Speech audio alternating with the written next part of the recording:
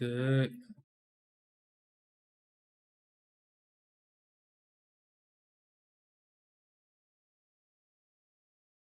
Whoa, whoa, whoa, whoa, whoa. What's good? What's good? What's good, everybody? Had to, jump on here. I ain't been live in a couple of days. Not on my own joint, at least. Where's my camera at? On the vertical. I don't know where the hell I put my camera, but everybody's looking on the big screen. I'm here. Let me switch my I have my camera on here. Can y'all hear me? If y'all can hear me, drop something in there and let me know. Which I gotta switch monitors. I'm expecting SoleSoundz to come up here. I gotta have it ready for when he link in. And brother, stay on CP time. Thank you, Miss Independence for the shout out. Let's see, did it pop on the screen? Yeah, I see, little money wave ever jumped up there. Appreciate you. My little coins went out the window today. My daughter had turned 15 yesterday, so we celebrated. She had a game and everything, so she was worn out yesterday. So we celebrated today with her homegirls. She's officially at that age that, she don't really want to hang out with her dad and her mom. So, when we took them out, we kind of played the back, let her and her homegirls go party. All right, I'm glad y'all can hear me. I just got to add my camera. I don't know how I don't got my camera on my vertical scene on the other side, but let me add that on the vertical screen. For all those that's over there, I was messing around, video and recording that joint. But really, really, really appreciate you. Let me throw that up on the screen. Let's see.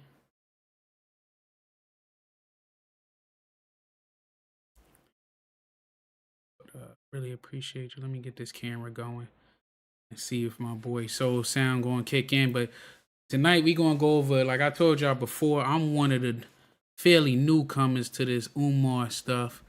So I've been digging in the crates trying to find, do my research on him and the rest of the conscious community.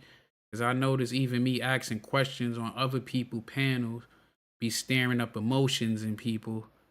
I think part of that Mary Ann stuff with her pops, she was feeling cornered because I even asked questions about it. I wanted to know what was going on.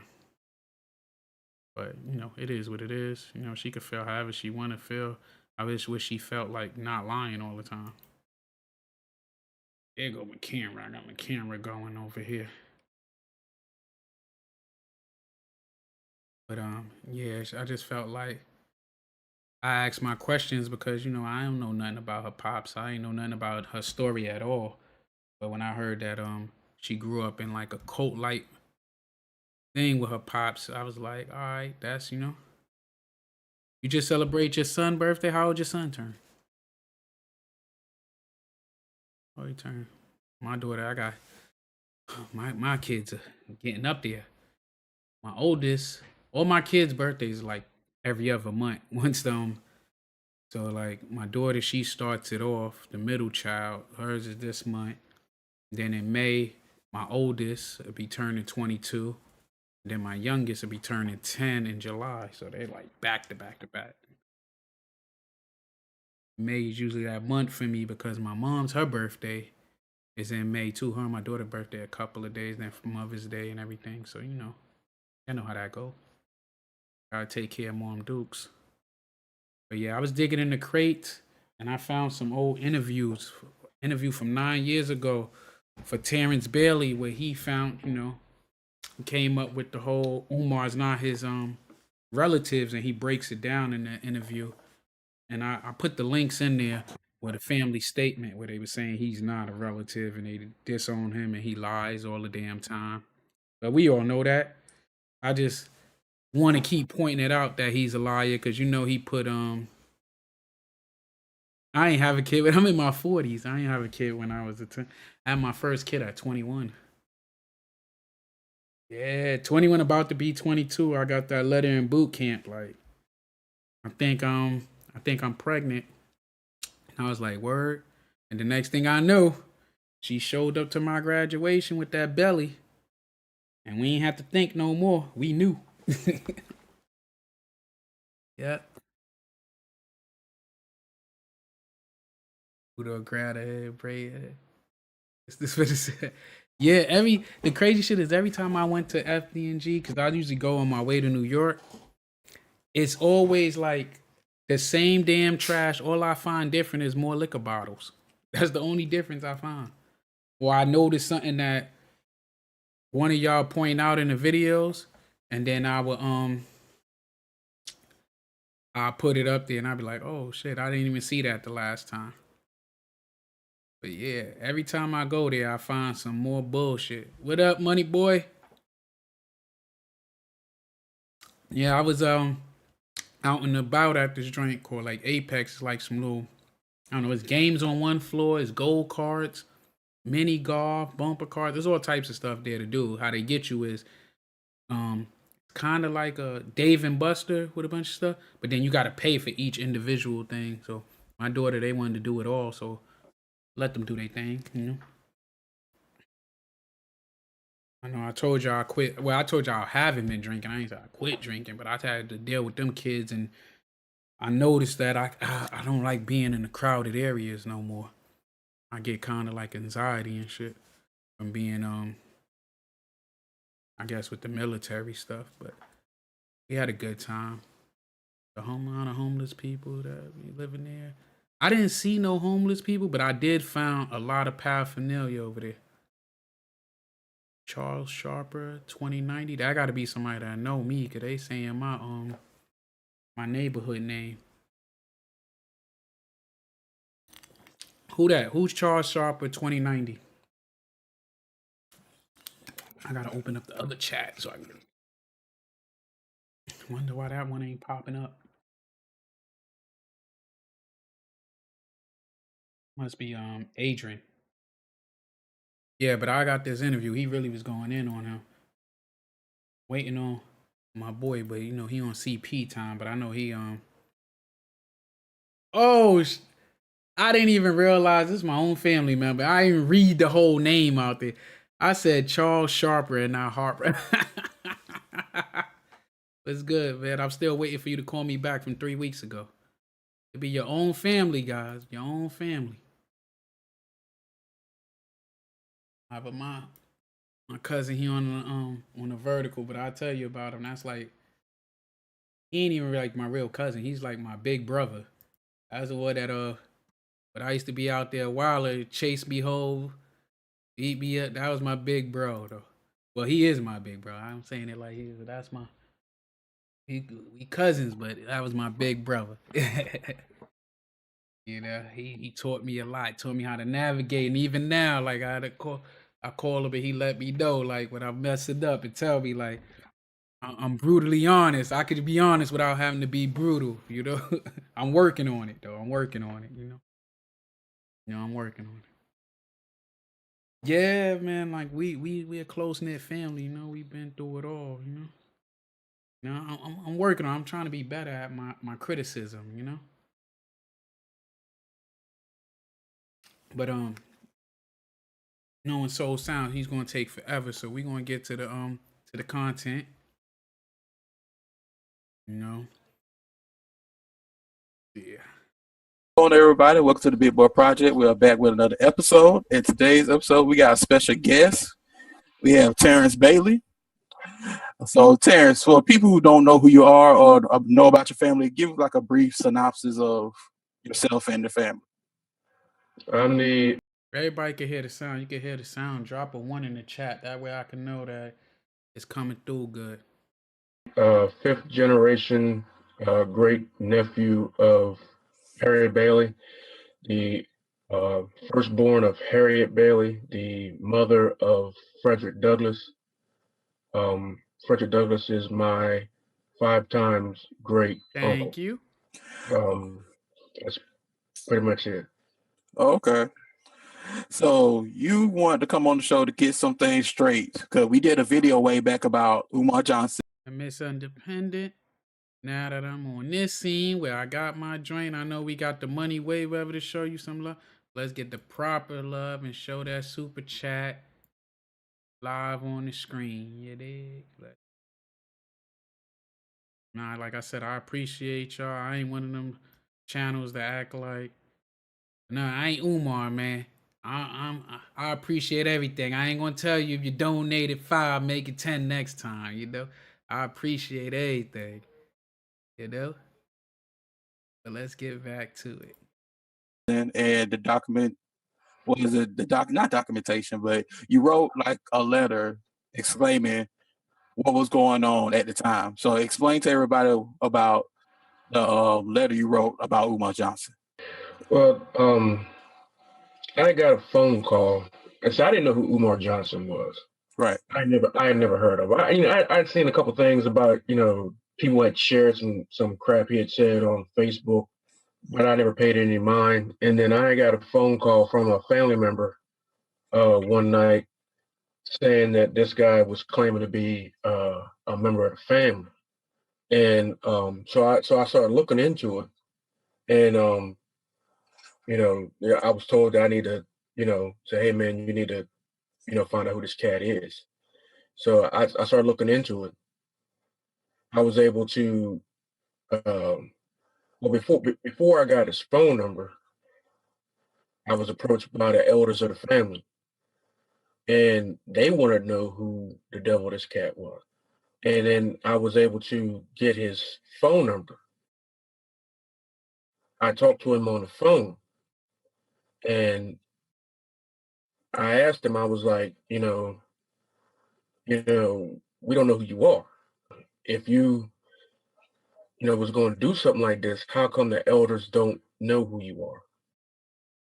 And he proceeded to tell me, he goes, first of all, there's no copyright, or nobody has legal rights to the name of Frederick Douglass. So I don't have to ask nobody, nothing, permission from nobody for nothing, if I want to use the name Frederick Douglass. And I think he said something when I asked about his credentials. He just basically just skipped over that whole subject completely. He basically told me to go myself. Oh wow. You know what I'm saying?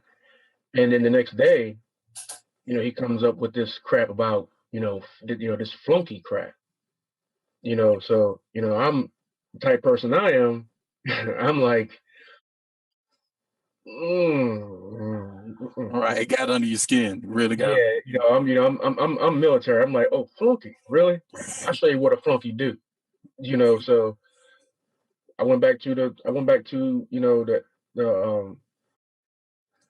elders in the family, my grand uncles and grand aunts, and my grandfather passed away. He was in his 90s. He passed away while I was in Afghanistan. So I went to his brothers and sisters, which are the elders in the family. I went to them. They were like, and I grabbed my phone and I showed them, a lot of his videos and stuff like that. And, and they were like, oh, hell no. I should, they were like, oh no.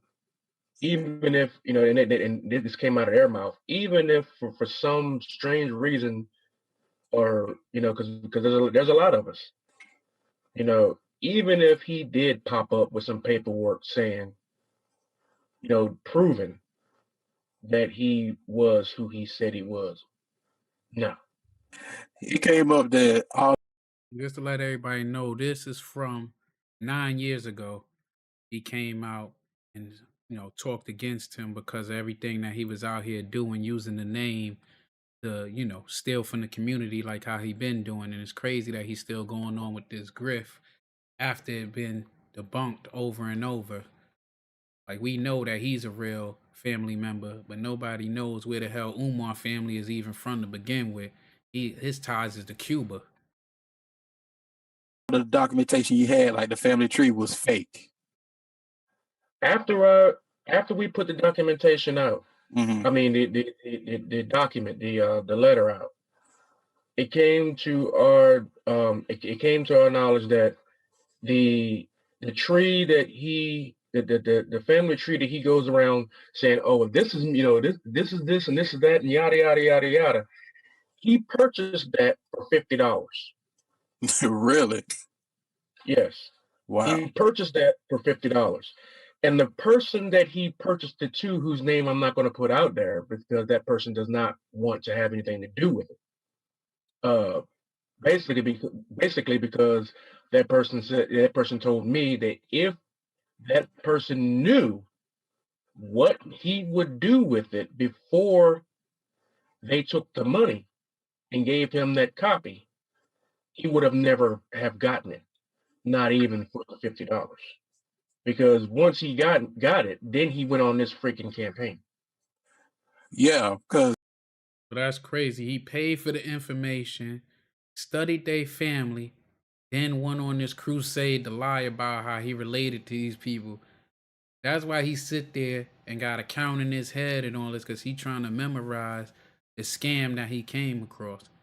And then he thought he was smart. Instead of saying he directly related to him, he's saying he related to him as a cousin. like I said, we did videos of him before about his fake preachings, his following. I think the biggest thing, I think Mark can attest to this, that we did a video about him trying to build a black only school. Yes. Yeah. And and the thing about it is, from the beginning, from the video that we watched, he was talking about the school and he was blaming his following for not giving him enough money to build the school.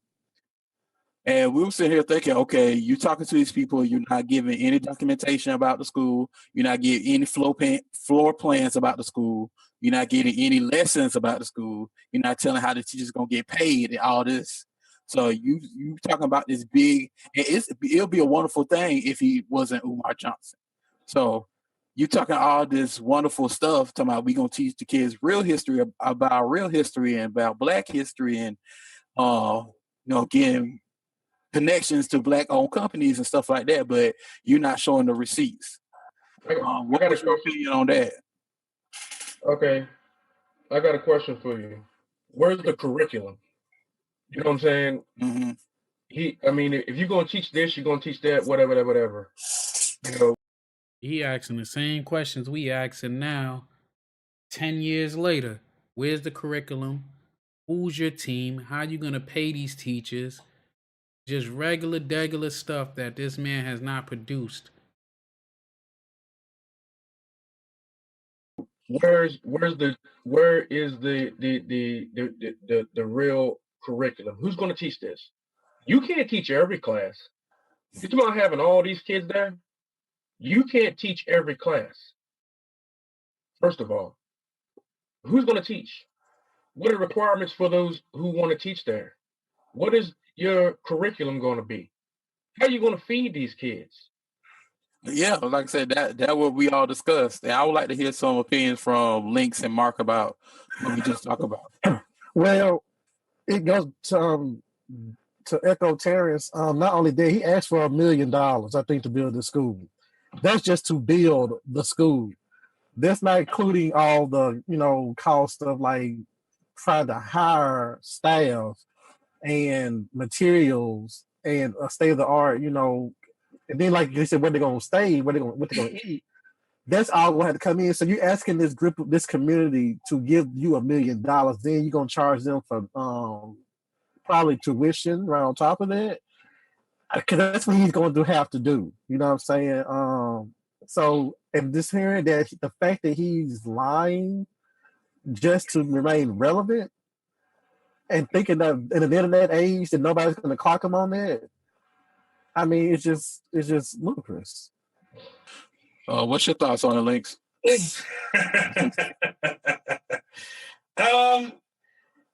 it comes down to Umar Johnson, I've always kind of been torn, right? And I've kind of been torn because every now and then he says some shit that makes sense. You know what I mean? He says something that's like, yeah, why aren't we? Then he turns around and fucks it up with all the other shit later on. fine. But when it came down to the school, it didn't feel right for the most part, because it was a matter of, okay, where are your plans? You know, personally, as someone who's now being self-employed and everything else, I have to have plans. I have to have contracts written up. I have to have, pricing plans and, what's happening with my taxes. And I have to do all that just as a small business owner. And if you can imagine trying to run a school and there was no plans, like, if I went to go get a loan, they want to see a business plan. You know what I mean? So what's the plan for this school? I would have no problem giving money, because you know how I feel about us doing for us. And I feel that's what we should be doing, damn it. But I now have no problem giving the money up if I saw a plan. Thank you. And this has nothing to, at that point, it has nothing to do with, well, I'm going to support you just because, you're Black and that's what we need to do. At that point, it's like, well, no, I gave you the benefit of the doubt because you're Black, but now we need some reality. And if you can't give me a plan, I can't give you shit. And I mean, he's known for saying questionable, weird things.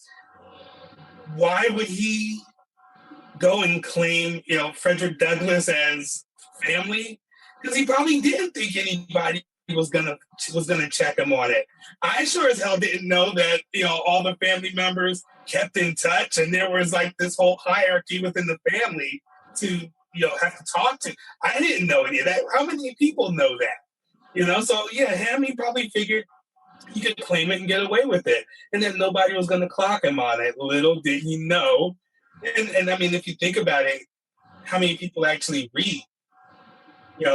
You get more people that'll sit there, look at the title of your video, and comment strictly. Yeah, he didn't count on that. And one thing, I mean, I don't give him credit, but one thing I noticed he mastered is he know how to mix the truth in with his lies. The way Umar do it is, he would spit some stuff that's like, it's real, it's intelligent, it's things that our community is missing that we would like. But then as soon as he gets to it and you actually need him to perform, he can't do it. He's gonna always pull some BS. And then as soon as you speak to him and you thinking he's saying some real shit, what do? He hit you with the hit the PayPal, hit the pay. Like he wants you to donate. Yeah, he's a snake oil salesman. It's always some way to disarm you in some type of monetary gain for him. Nothing to actually get you in the right path, you know what I mean? Like he didn't count on that the Bailey family was gonna be out here and be actually in the mix and that they got their stuff together. He counted on picking a name thinking nobody else was out here and that he could get away and he could buy some information and spit some stuff, and then boom. Not no like actual factual shit. Just got hit up by SoleSoundz. He said he need to check his email so he can have that link.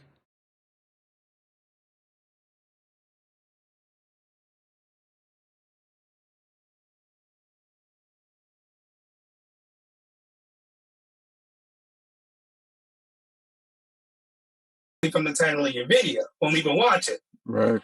So I mean, how many people were actually going to check? What I find funny is that he got caught. There was somebody out there to check. Yeah.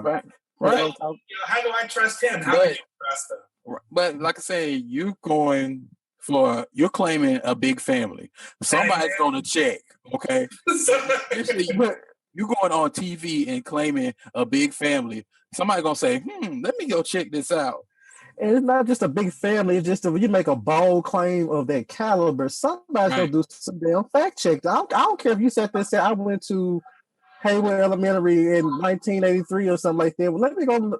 There was never a student by your name there. So if you lied about that, then what else did you lie about? You know what I'm saying? So it's a topple effect. So but that's what I'm saying. Like, yeah, of course he lied about it. I for some reason it doesn't shock me.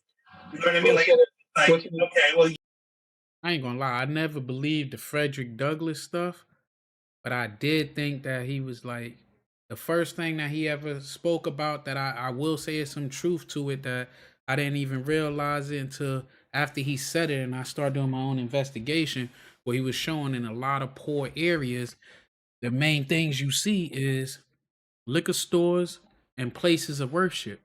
And I drove down like the bad part of town, or what they would call the bad part. I wouldn't even call it the bad part, what they would call like the low income, where people that don't have it like a lot of others, is that I seen a whole lot of churches. Like I think in a half a mile, I counted 15 churches. So that stood out to me. And then what he was saying was those same churches take that money on Sundays. I don't know how much truth it is, but it seemed like it made truth at that time. Knowing Umar's probably all a lie. But them same churches take that money and put it into the banks, the white banks, like Umar put his in the white bank. Citizen Bank is a white bank, you know, that was established in the 1800s. But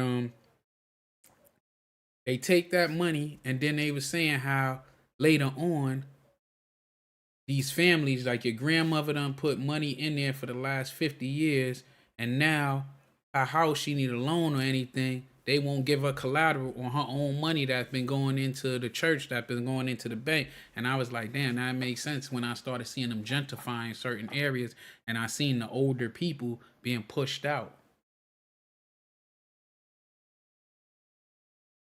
Okay, I see we got SoleSoundz is in the building, in the back. Let me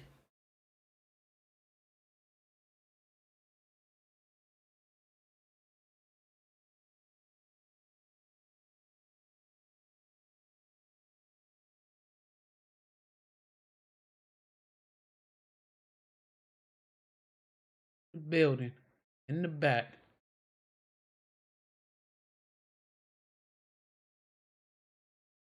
Ready?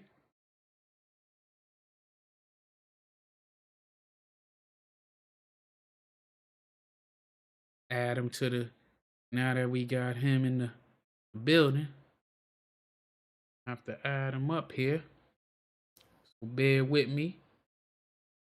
As y'all know, he be on CP time, even though he was the one, you know, who picked the time.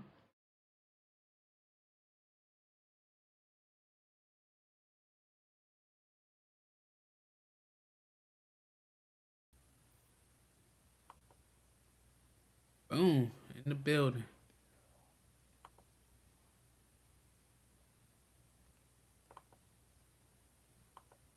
Okay.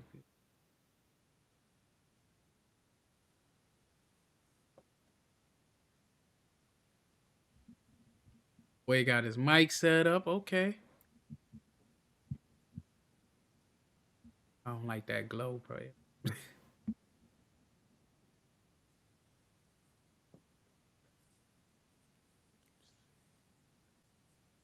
I don't like that glow. We might just regular.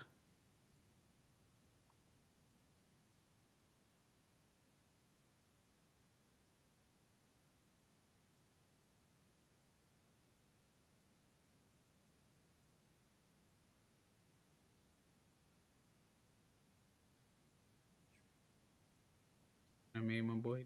Yeah, we just gonna kick it the regular smegular way with him. What's good, brother? Can you hear me?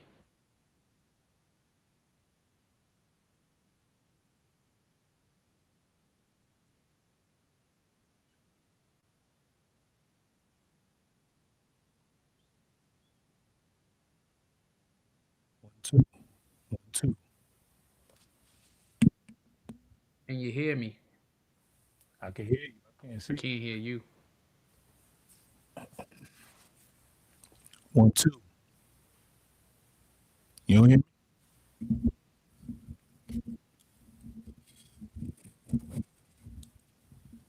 I wanna let it play while we. yeah, of course he lied about it. I'm glad he got caught, quite frankly. It's Well, see, the thing about the thing about the Bailey family is that we're all from the roots are in Talbot County, Maryland. Mm-hmm. There's only one set of Baileys, so it's very easy. It's very easy. There's only one set of Baileys that date back to slavery time. It's only, and I was born and raised there. You know, there's still a set. The set of Baileys. There's only one set, and some of us never left Talbot County. Some took off and branched off in other places. Like my cousin Ken, he lives out in California. He was raised in D.C. He lives out in California. There we go. But there's some of us that, you know, there's some of us that. Yeah, I can hear you. All right. Go ahead, introduce yourself to the chat. All right. My name is SoleSoundz. Basic native of the BX. You gotta talk into your mic. Oh, damn. I don't know if they can hear you. I could barely hear. Can y'all hear him?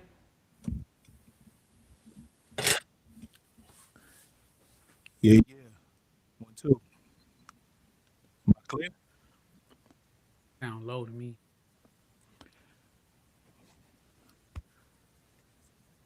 Hold on. Let me turn this up a little bit.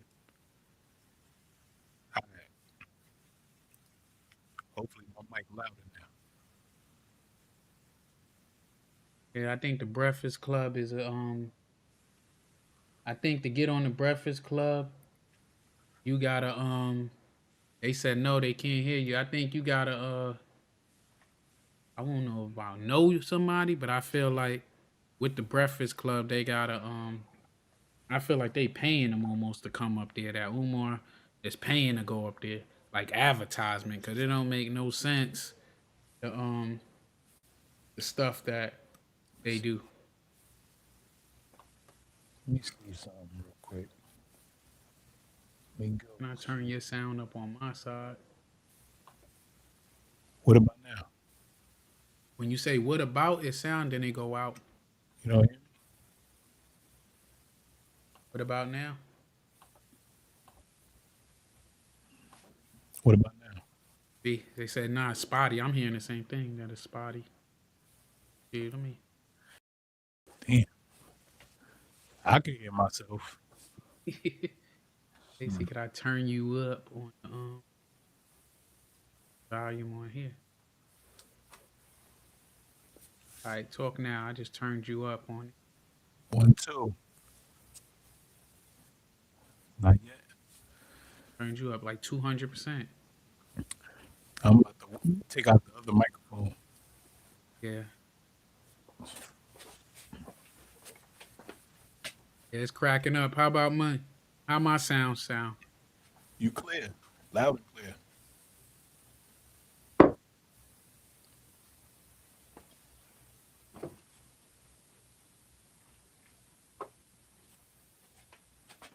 Let that play, but We're gonna hook this up like this. Umar, this was a long echo. I mean, a long hustle as far as Never left. Umar with this. Cause think about it, right?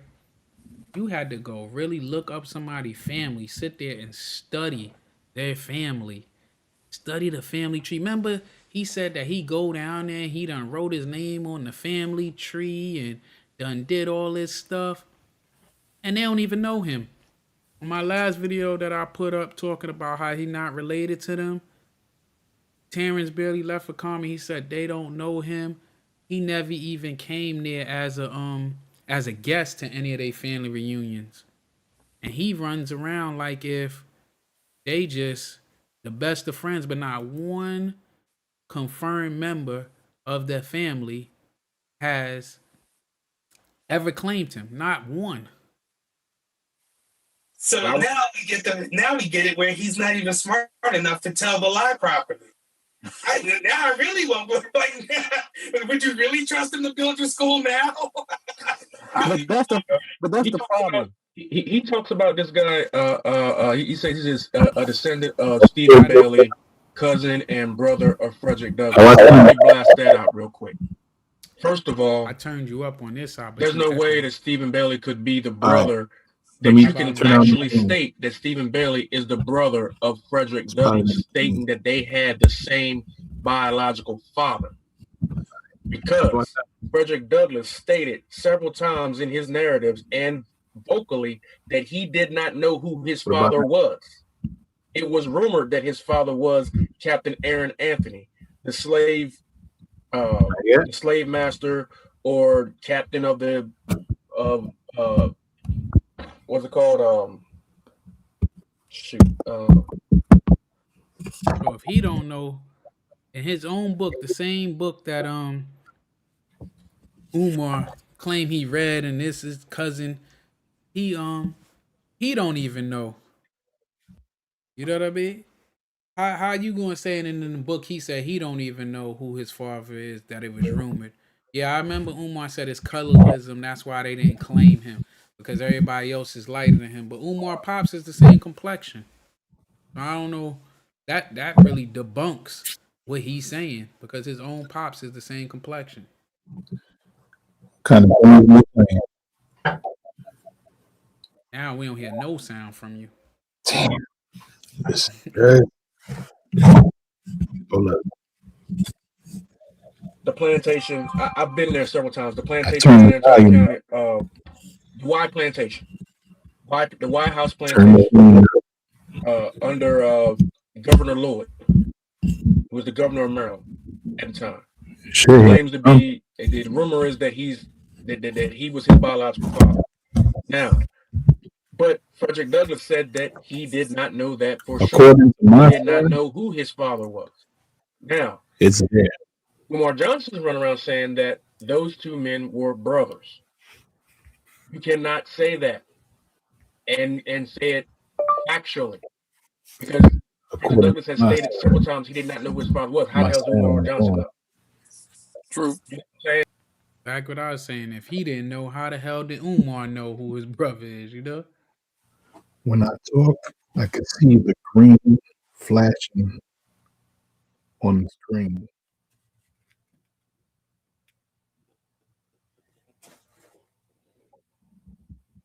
Umar, you know, Umar is a genie. He can guess. He is psychic, like Miss Cleo. Facts. See you at all on my side. Let's see. Talk now. Let me see if I hear you. You hear me? I can hear you. Can the audience hear him? You said, bro, they getting you, bro.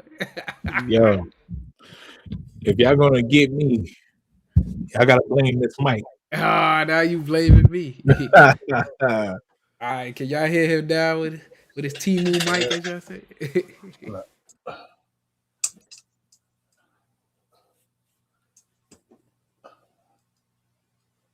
He a medium. Wait, he talked to the other side? That's what he said?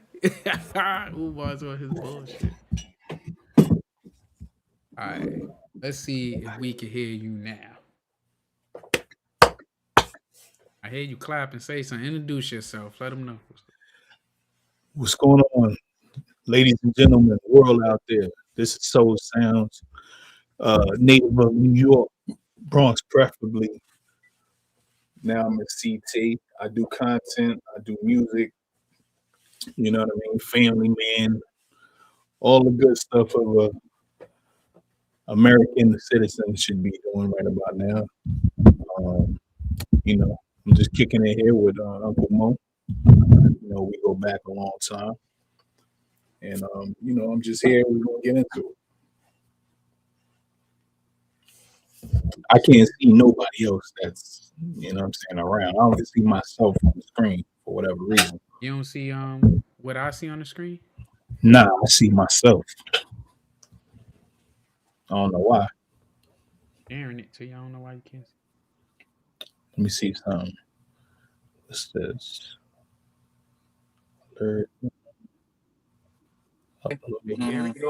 So without a DNA test, which will not happen because I have a historical society of Talbot County trying to get in contact with the Aaron family, which the descendants still live in Talbot County, to try to get a DNA test to try to prove or disprove whether or not Aaron Anthony is the father of Frederick Douglass.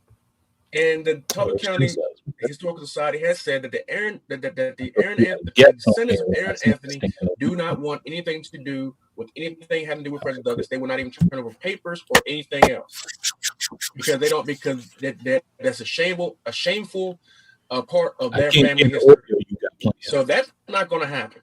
All right. So until they do that, anything that comes out of Umar Johnson's mouth about those two being brothers is a bunch of bull. And another thing, if you put a bunch of Bailey men, real Bailey men, not Umar Johnson, real Bailey men together, you will see a distinct family resemblance. I got several cousins, not first cousins, not second cousins, but cousins down the line, and we get mistaken for each other all the time. I got a cousin named Jamel Bailey. We are down the line cousins.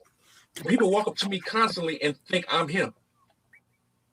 Bailey men from Talbot County, we all look alike. So he missed me with that crap.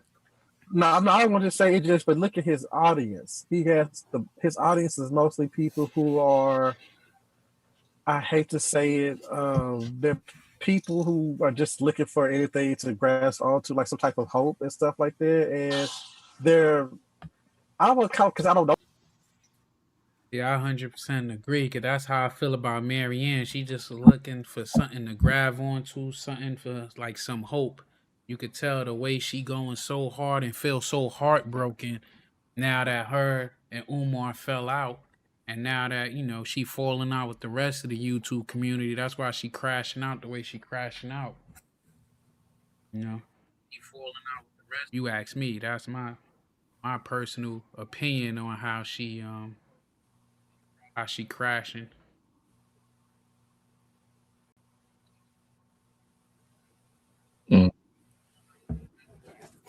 Okay. Let me turn this down.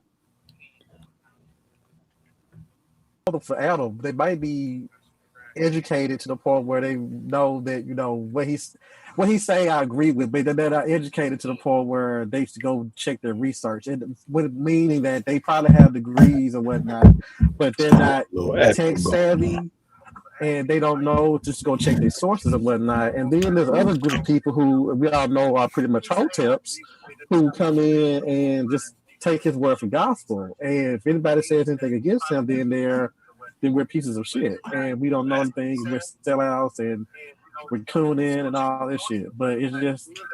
Well, they all share the same thing in common. And you know how I feel about them hotepos. Fuck them. But they all have the same thing in common. And it's sad that what they have in common is that they're looking for an easy answer outside of themselves.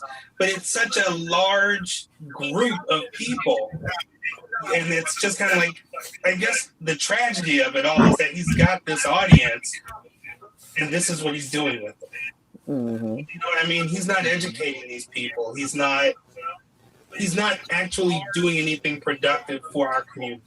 Mm-hmm. You know what I mean? It's like when I was out there, going to clubs, being the condom fairy. That's being productive. I'm out there tossing condoms like, hey. I never even heard of that before. He said that he was out at the club being a condom fairy.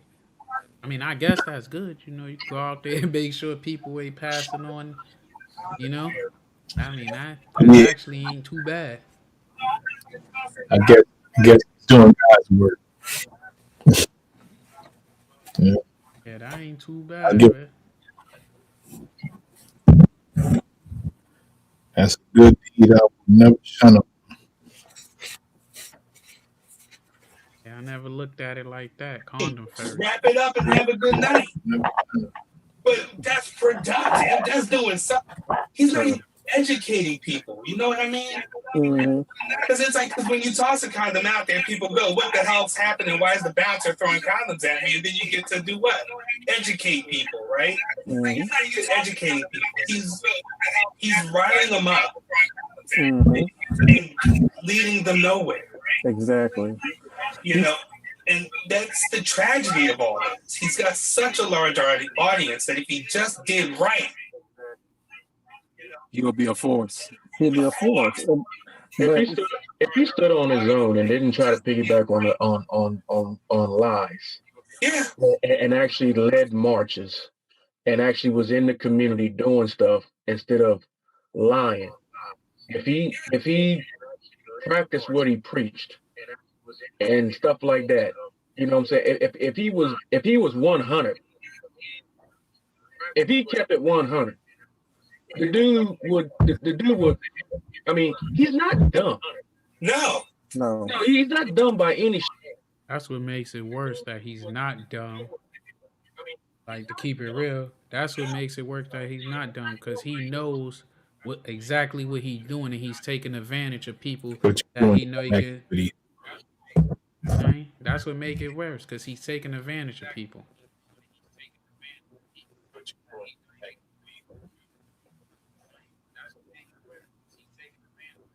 Stretch.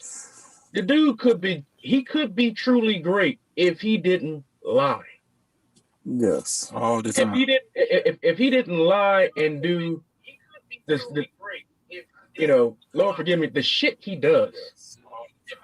If he just went out there and just kept it 100, you know what I'm saying? Lived the lifestyle that he tried to put on everybody else. You know what I'm saying? And try to be a force in the community instead of talking about what everybody else should do. If he led by example, you know what I'm saying? All this stuff going on out here, you got the Black Lives Matter movement and all that kind of stuff, whatever. If he went out there and led, if it was him leading the marches from the front instead of pimping himself with these daggone lectures and talking about the stuff from the rear. That's true. You know what I'm saying? Mm-hmm. In the military we call it in the rear with the gear. He back there watching everybody duffel bags and everybody up front fighting. Yeah. You know what I'm saying? True though. If he was leading the march from the front instead of in the rear with the gear, the dude would be a force. You'll be respected. He would be respected for action instead of just talking shit. Mm-hmm. Everybody run around talking shit, but who gonna get out there and do something? Mm-hmm. Right. Tarence Umar. And that's all he's gonna do is just talk to be talking. He ain't gonna talk. He ain't gonna talk no good talk. All he wanna do is talk enough to get you to dig in your pockets and donate to his dream. And it's crazy to have a dream that he don't want to put no work in for. He don't want to put no work in at all. He just wanted a dream, but he don't want you to do nothing. Like, he'll tell you not to spend money at white establishments, but he spend money at white establishments. You know? Yeah. It's too late for him to ask us forgiveness and apologies. I think if he put in the work, it ain't too late. That's with anybody. He'll have to legit come up with a better plan for this school and stop trying to come up with a new hustle. Like, even when he lied about the school being ready, he said the school was ready. School wasn't ready. And then he said he donating it to black mothers because he know he's trying to like pull on their heartstrings.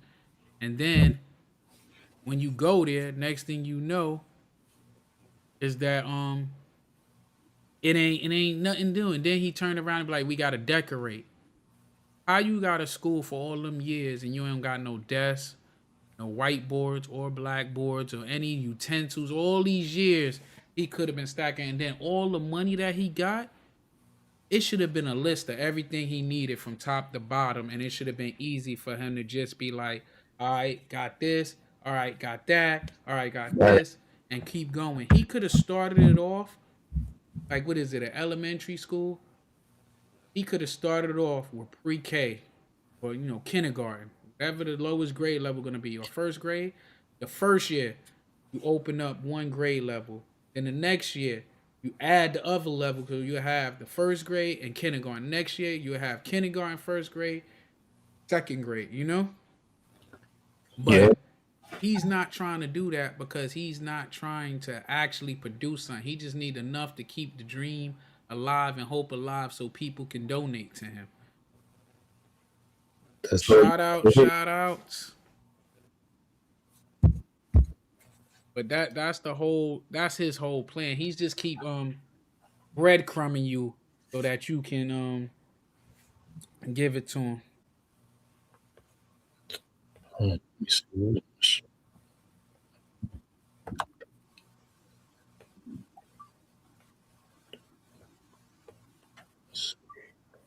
Johnson. Nope. He gonna talk shit. He gonna take your money. He gonna keep it moving, and he gonna put. He gonna go on his Facebook. He gonna post. Yeah, I'm going to Africa. I'm going to this country. I'm going to that country. Whatever. Guess what? He going with your money. Yeah. Right. He going with your money because he gave you some feel good shit. Thank you. And you said that you clap. Oh yeah, you freaking. I remember that in my research that they said that he was somebody offered him like 200 and something desk. He turned them down. All he had to do was pay for transportation to get there, the shipping and handling, and the gas and all that. I heard some people offer him land so he could build on. He turned that down. That's what I said. He just want to keep. He just trying to keep the joint alive. He's not trying to actually do anything with that stuff. He just want to keep hope alive, and he want to be able to keep bread coming to people so that they can keep giving him money. And it's another thing, like he said, and I said that in my other video. He has a dream for this school, but you do not see him going out there putting in any work for that dream. And let's not get it twisted. He get paid to do these speeches. He get paid for that. He charges for these speeches, and not once that we hear that he's taking money from them speeches and putting it into the school. Or he keep talking about how he need. He get paid for those. Even when you peeped how it went down with him with that whole Awaken movie, they put him up in that motel room. Remember, he don't do nothing for free. There's always something on the back end with that pimp. Commenting on him. He's a big lovable teddy bear and this and that. Yeah. Keep giving him your money. Keep giving him your money. And every town he go in, he coming to give you some feel good bullshit. And he got some. And when he go back to the hotel, he guess what? He got some girl that's gonna meet him there. Exactly. And it's the thing, y'all, as people who follow her, y'all should feel bad because he's making y'all look stupid. Stupid. Exactly. Yeah. Because I was had some one of our friends the other day sat there was like, he posted a video of Umar Johnson. Even when the buildings is done, he's gonna be able to. Yeah, he don't have no plan for no operations and how to operate that building at all, or how to operate an actual school or business. Because if he really wanted that, like I said, he would have had a business plan. Because I don't think he look at this as a business. He look at this shit as like, I don't know, some little pet project. But for somebody that said this is his 20-year dream and since 04 and stuff, you would have thought that he would have had a better plan and execution. And if he can't execute this, how he gonna execute actually teaching the kids? And he posted another video of somebody saying some, like as Terence put it, feel good stuff and stuff to make you go, And when he says, I want y'all response to it, I said, it has Umar Johnson's name on it, which means it's automatic bullshit.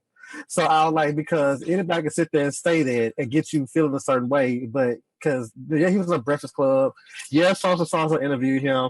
But what has he done outside of it? Because everybody else who probably knows him out there like doing actual stuff probably knows that he's not for real. You know what I'm saying? Like, yeah, I said it at this rally. He just took it and wrapped it up and went to the Breakfast Club and stuff like that, made it all nice and neat and everything. But once you get past that, because that's just to me just a hook. That was him throwing a hook out to somebody who is low and probably don't have that much self-esteem for themselves, or just looking for answers, or just just simply want to be drawing something but don't know the right place to go. And then he sends out the hook and he reels them in, and then he's in there, like, now what? I need your money. That's what. You know what I'm saying? I don't have much, but here you go. And then, if you don't have any more money, then he has no more use for you. And it's funny because I've been listening to a Charles Manson thing on my podcast, and it's the way they said how he got people in his family. Yeah, man. And we gotta think. Let's just say we don't even go off of what he says as far as when he started, because he switched the date. He originally started in 2010, then he done changed it around to 2014. 1 minute is April, 1 minute is June. He asked for donations, but either or, we know he's full of it. But let's just say let's just go back to 2020, because when he started filing taxes on it, he still had, after the purchase of them buildings, about 500,000. So you can buy desk, you could buy all the decorations you want. And then he talk about he want to make it look like Wakanda. Wakanda ain't no real place, and you ain't got no movie star money and no movie production to put on it. We don't need Wakanda. You said that you're here to fix the educational system for our black boys. You should be able to give us something that's worth a damn, not no fantasies. He's too stuck in fantasy. It's eerily similar to how Umar Johnson works with his folks. So He said, "Well, you called me about your kid, and I'm gonna ask you, did you donate to my school? No. See. You know, but I want to hit on something real quick. Okay. My memory is about as long as my hair. So, Umar Johnson said he made a comment. He said that no, did he make was it him that made a comment, or was it somebody, one of his cronies? Doesn't matter. But said that Umar Johnson has done more with the BS that he's done than the entire Bailey family has done for the legacy of Frederick Douglass. Wow, that's disrespectful. No. Somebody bold. Okay, let me clear the record on that. You can go to fdfi.org. That's the family website. My cousin Kenneth, honorary Dr. Kenneth B. Morse Jr. is the founder and CEO of the family website. This is my cousin that put out the first statement on. He put out a statement before I did on Umar Johnson, stating that Umar Johnson is not a member of the family. He is not in our archives in Washington D.C. because the family organization was getting inundated with a bunch of questions about Umar Johnson and his BS. So my cousin had to respond. The organization had to respond, and the CEO, my cousin, the CEO, had to respond. And then Umar Johnson put out a letter calling my cousin all kinds of names. That's my thing, right? If his name was Shoemake and his pop's name was Johnson, where the hell did he get that he's a Bailey? Did he ever explain what made him come up with the idea that he's related to these people?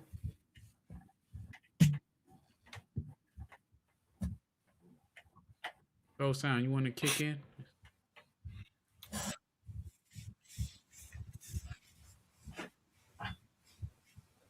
Guess you can't hear me. You want to kick in?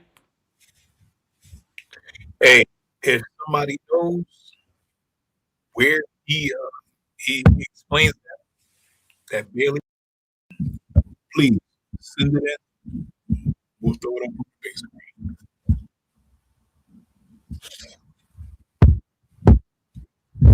Got yourself muted. You said I got myself muted. I don't know where cousin Steven. They just said cousin Steven ain't like, it's nothing proving that Steven is even related to them. So, he paid for the family tree for $50, they said, to learn about it. His father told him that lie when he was 12. But remember, Umar Johnson was the same one that said when he was 9 years old, they say he was a revolutionist in his in this shit. So you don't know what the hell. You know what I mean? It's like Umar lied so much. He said they looked at him as a goddamn revolutionist in what, 3rd grade or 4th grade because he did a book report or some bullshit. So it's no telling what it is, and then his pops took that DNA test and it came out, he said that it ain't, he ain't related to them. So yeah, this is gonna have to be one of those. Yeah, this dude just be making up joints though. His great uncle. I'm related to Kuta Kente too. If I he could think be we all, related to him, I'm related to Kuta Kente. all of us melanated people, we related in some type of way. But the way he talking about, I don't think so. Nah, he ain't related. Lying his ass off.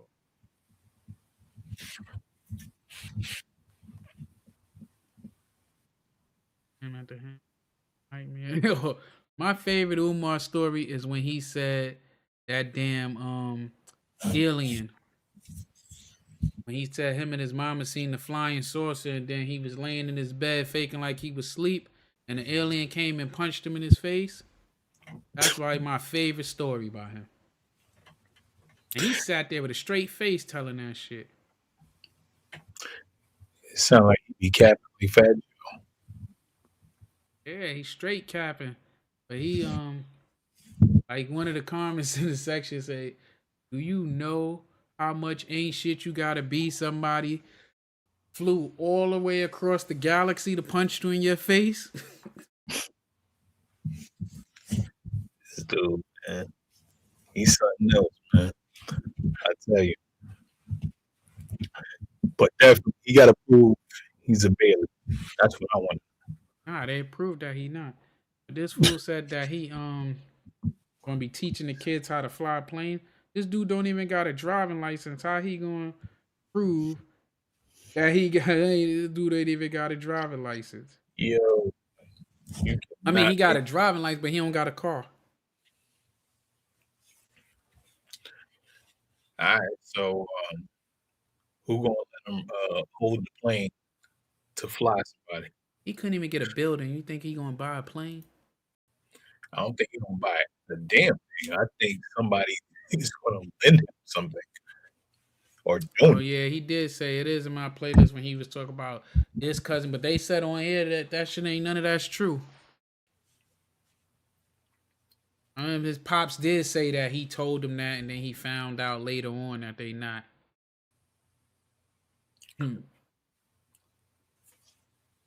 Yeah, man, he was better off saying he was related to Shaka Zulu. Yeah, That's what he should have said. Somebody that like some shit that nobody can prove. He tell you gonna teach him how to shoot guns, man.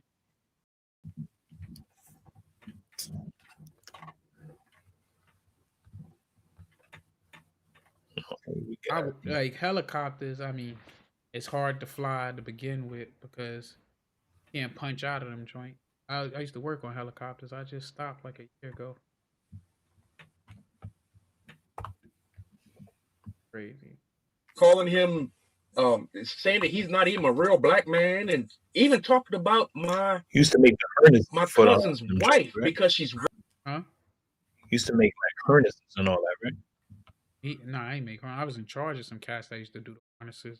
Oh, okay. Work with them, but I was doing the computer shit. Gotcha.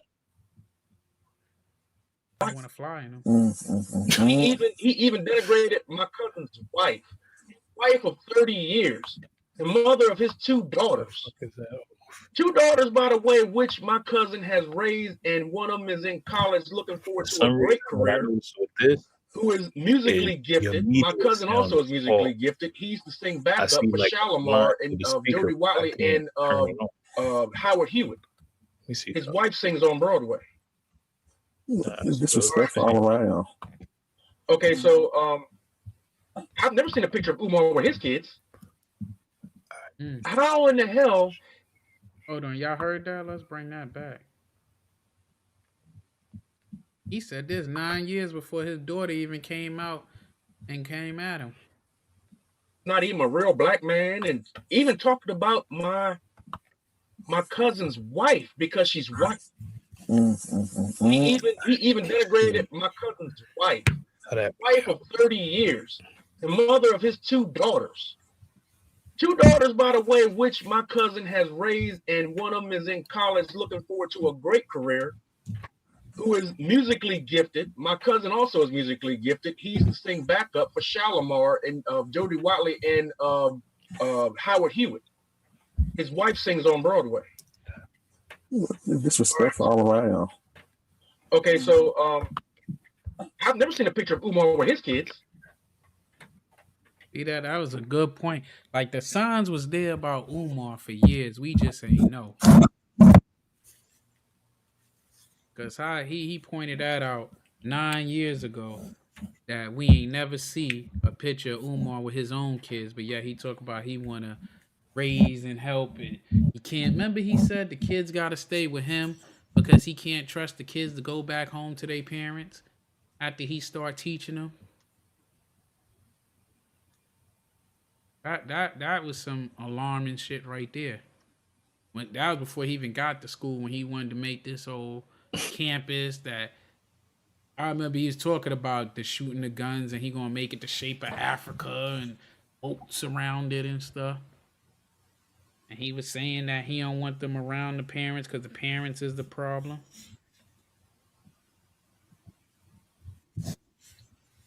You seen that video, so?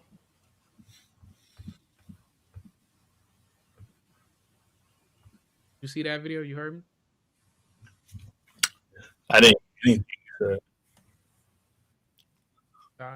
But yeah, I'm saying how he was saying he wanted the kids to stay with him, but he don't even got pictures of nothing with his own damn kid. Yeah, and then I heard he did say that he want to cuddle by the fire with the kids and shit, with the boys. But he was saying the girls he don't want to send them home. They got to stay at the school. Like it was supposed to originally be a boarding school.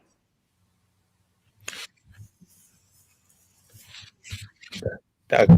Omar, well, I don't even call him Doctor, but Omar is an enigma. This boy got more hypocritical things to say than anybody I know. Yeah. It would take about $1 billion to do the stuff that he talking about. Cause I don't even like it costs money for everything, and then I don't know how he think people were just gonna get paid off a vibe. He want the teachers to donate to even be hired there. He said he gonna check their resume and ask them that they donate. How stupid do that sound? And the crazy thing is, there's going to be somebody to donate to him, no matter what he say. That hasn't been proven. Yeah, which So makes it's no like- damn sense. Like, you know what I mean? Just watching from the outside looking in, it's just like, are you serious? Like, are people really going to donate to him?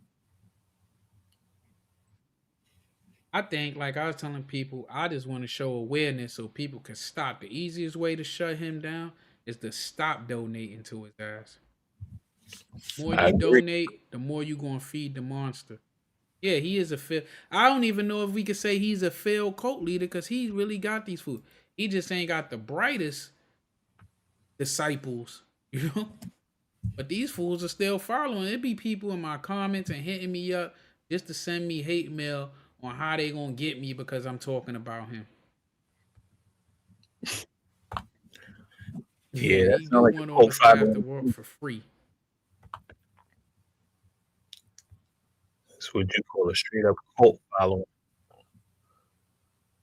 Yeah, it's ridiculous how, like, when I hear them talk, like I got a dude that comments on all my videos. He probably comment on this one, and he's gonna be like, "Did you donate to the school?" Bro, if I'm telling you it's a scam, why the hell would I donate to the scam? What sense does that make? I'm trying to tell you not to donate to that shit. Why would I donate to it? I'm trying Bingo. to free you. Like, I think some kind of reverse psychology he trying to play on people. He was like, no, well, if you're gonna look at my page, you're gonna hate on me. Did you donate? bro. Like, bro, Like you I could gotta tell go how to many it. comments somebody put on certain shit. And when I clicked on it, I see all these comments and stuff. And then he got a page and he been doing YouTube longer than me. And he hugged up with Umar and all that shit. Looking stupid.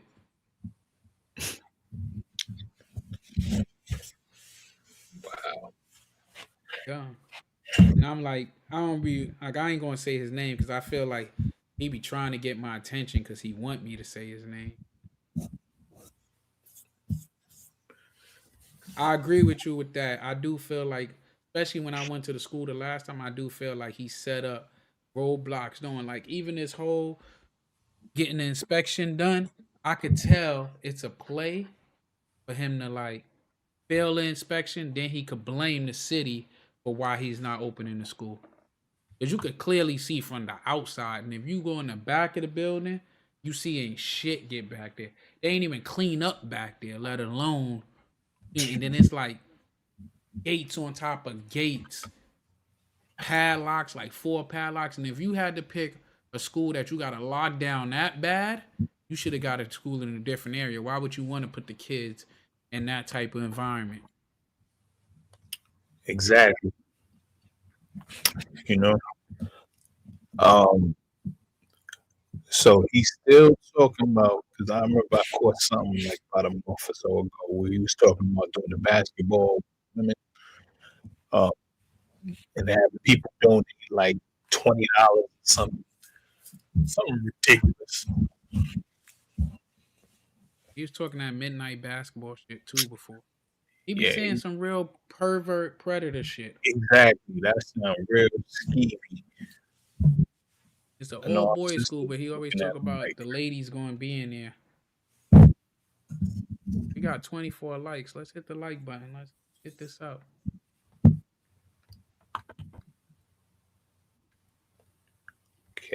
okay. Starting to make me wonder if I switch over to my mic, will you be able to hear me fine?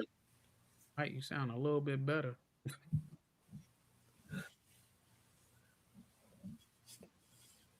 I got 2 of them.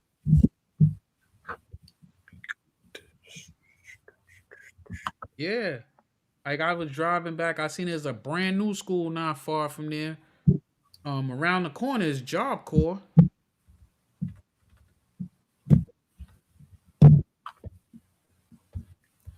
Okay, so that $500. city itself is bringing revenue. I wonder who paid that shit because I think somebody paid that. I'm pretty sure he probably got him about 2 or 3 women that's out there that donated to him, thinking that they was gonna do it. I mean, this dude always be saying some questionable stuff and align himself with questionable people and be making excuses for their stuff. Like he's making excuses for Diddy, made excuses for R. Kelly. But sometimes I think he just say a lot of controversial shit just to get himself keep himself relevant. I think he figured out the algorithm. That's what I think. I think he don't realize that he's a joke. I think it's a little of both too. Because the things that he gets away with, like he really thinks This might sound you worse than stupid. others. He kind of pisses you off because it feels like he's insulting your intelligence, as if you don't see what the fuck is going on. Yeah, that dude. Yeah, he don't. You could tell his audience. He wants the single mother that father is not involved. That's why he keep saying like, "Oh, mother's this," and then he 1 minute he bigging up black women, but as soon as you doing something he don't like, what he do? Talk down on him. Facts. He talk down on him. He disrespect them.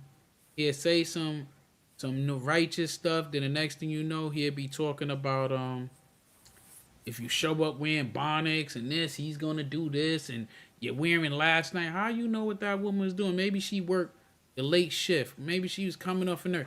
Maybe and she's running like just that's how you look at our women. That's you immediately go to degrading. Then he's saying you're gonna have private rooms that if you don't want to go home to your husband, you could chill there.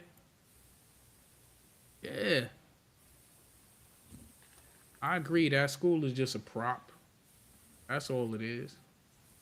Yeah, clearly. I think it's like just And something. then yeah, the school ain't gonna be accredited. That shit's gonna be a glorified daycare center. Kids ain't Stories. gonna be able to move on to the next grade level. Because even if you homeschool your kids, you gotta hit certain wikis for the state you. Mm-hmm. And I don't know why he act like if his main goal is to give a better education to his community, right? Why is he not taking funding? Why is he not taking out loans and stuff to get this project off the ground? He could have got loans from black banks, but he don't want none of that shit because then he got to be held accountable for what he do with those funds.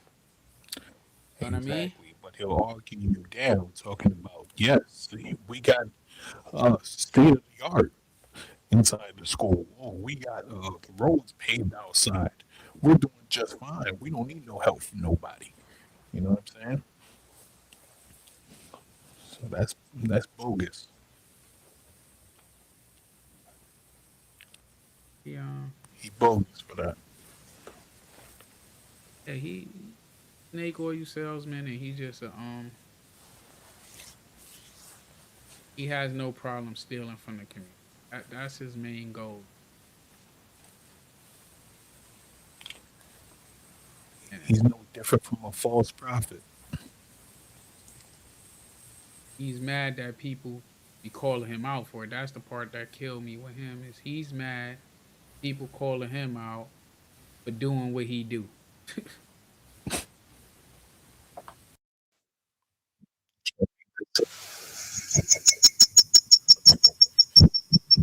How in the hell is my family or Kenneth Morris or anybody in this family jealous of Umar Johnson? He has kids. Yeah, that individual has kids. I want to say something else, but he has kids. And I'm gonna tell you something else. The family organization does work with human trafficking, modern day slavery. All right, we do work on Capitol Hill with congressmen and senators. We have a school curriculum that's in the schools, public schools. Now people, but yet we're not doing nothing. Now, my cousin Ken is going to be on Nat Geo October the 7th at 7 p.m. for the Nat Turner, Rise of Nat Turner. Okay. He'll be interviewed for the upcoming movie, The Rise of Nat Turner. And that's going to be on Nat Geo. That's not the first time he's been on Nat Geo. He's got, if you go on YouTube, there's several interviews where Nat Geo and other networks have interviewed him.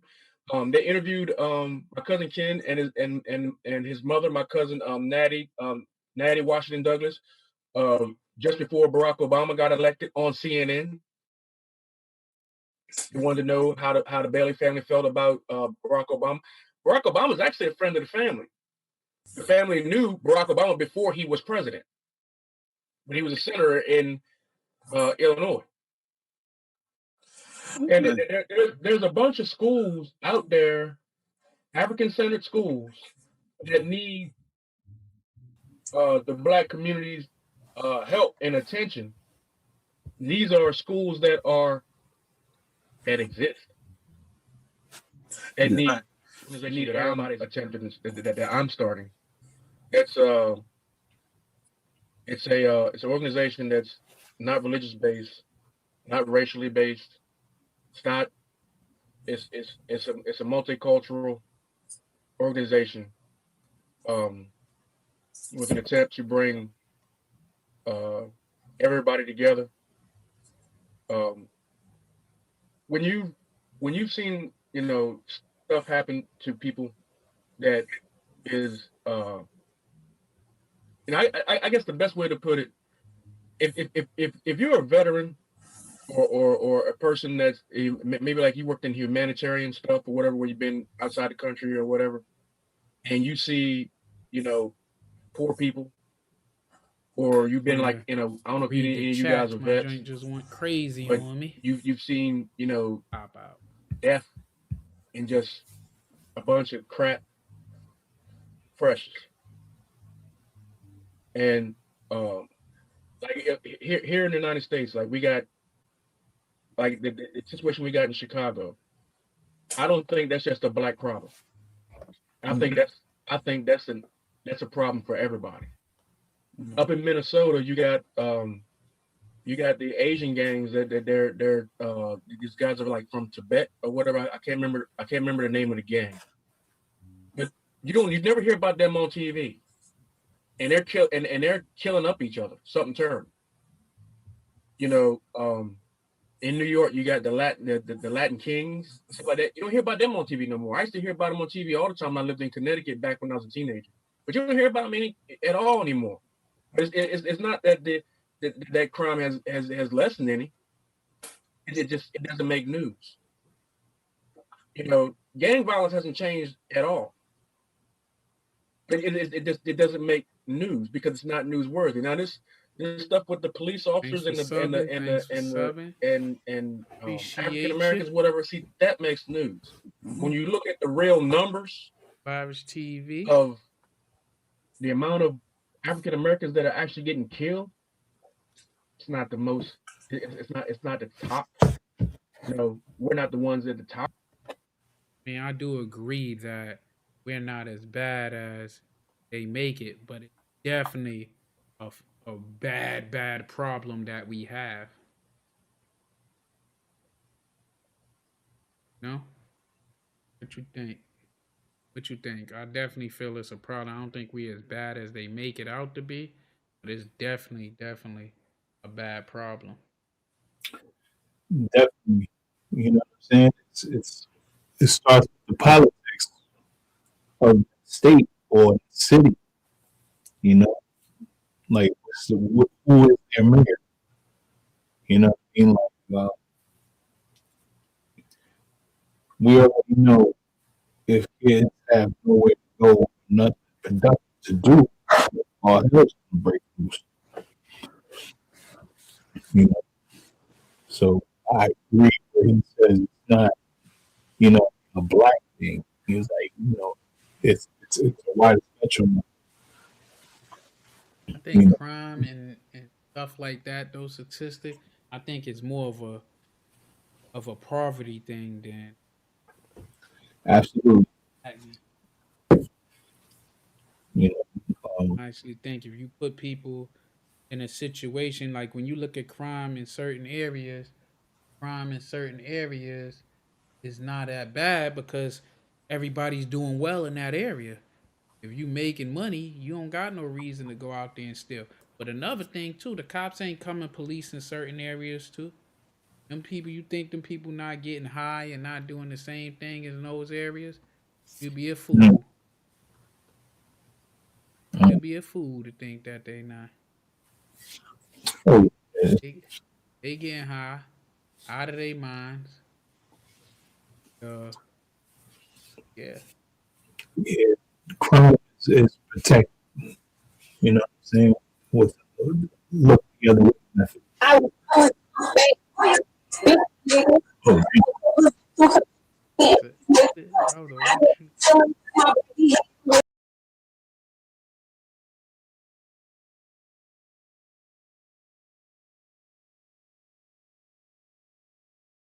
Yeah, you be bugging. Top of the list that are getting killed. You know what I'm saying? But it makes news. It makes news. It you know, I don't know what to call it, man, other than social poisoning. Well, it's kind of what I go into whenever people say, like, I always tell people the moment you say black on black crime, you automatically have lost all credibility.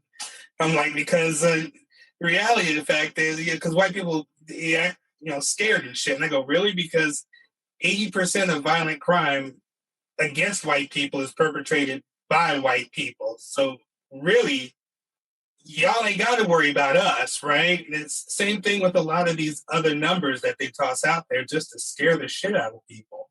And it doesn't make any sense. It's the same as people not realizing that mass shootings happen in gun-free zones, but they don't want to say that. Illinois has some of the harshest gun control laws, but Chicago is in Illinois. So is it a black problem? Is it a white problem? No, it's a problem. And, they want to make it as salacious as possible. Well, nobody gets attention like black people dying gets attention. And I'm kind of sick of the emotional warfare myself. It's like, I mean, that was 9 years ago, but now these fools act like daggone animals shooting up everything. Now, the real question we gotta ask is, for it to be a gun-free zone and is doing all that, who's bringing in the guns? That's the real question. Who's bringing in the guns? How is the guns getting into the community if it's a gun-free zone and there ain't no gun stores there? That's what it is. When they figure that out, then they know how to stop the problem. Ain't nothing getting in there without them wanting it to be in.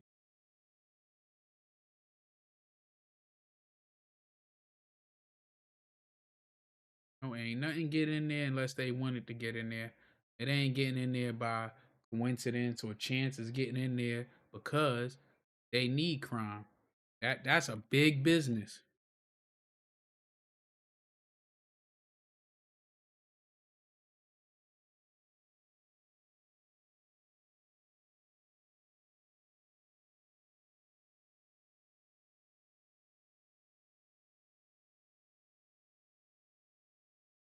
even watch it anymore. People are just like, oh, did you see that? That video of so and so. I'm like, no, not gonna watch it. It's like all it is psychological warfare. I don't need it. Right. The thing about this news outlets and TV in general. If you don't, what you got to realize, if they don't do something or say something in order to get you to watch their newscast or watch their program, they don't make money. It's about money. They got to get you to watch their program. So they're going to do and say whatever it is they have to do and say. They're going to promote whatever it is they have to promote to get you to watch their program. Like claiming to be a family member of Frederick Douglass. Like claiming me to be a family member of Frederick Douglass. He did the same shit right there. Having them have something to do, we will have to create criminals in some way. You know what I'm saying? Or make the law so thin that it's easier to become a criminal.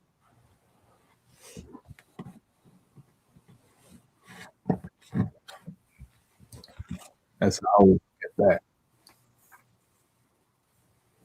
It's easy to get somebody that's struggling to do something to get out of that predicament. It's easy to get, how they say, a criminal to commit crime. If you hungry or your kids are starving and crying and you don't got stuff, it's easier for you to make questionable decisions.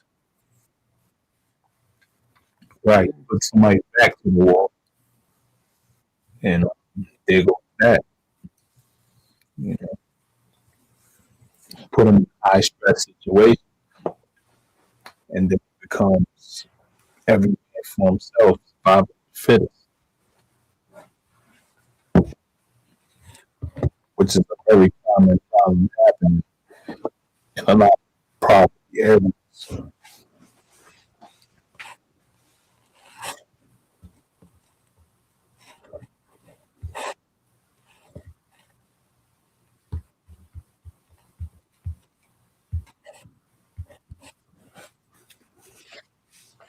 It's like, oh, I'm a family member of Frederick Douglass because he needs the money, he needs the attention, he needs someone to say, oh, let me give $1 million to this school that has no plan. Like I said, dude, before this video gets way too long, did anybody got any last words about anything about Umar Johnson or organizations or anything? Yeah, I want to put these organizations out about these schools. Okay. Did he change his name recently? Who? Umar Johnson. I heard he changed his last name or something. I don't know. Either way, he's a fraud. He's a flat out fraud. It's like on Family Guy. He's a big fat phony. He's a phony. Well, in all fairness, this Jermaine Shoemaker thing. In my research, I did find out this one thing. I want to set the record clear on that, because if I'm going to bash the man, if I found out something that different that may that may be true, I will at least put that out there.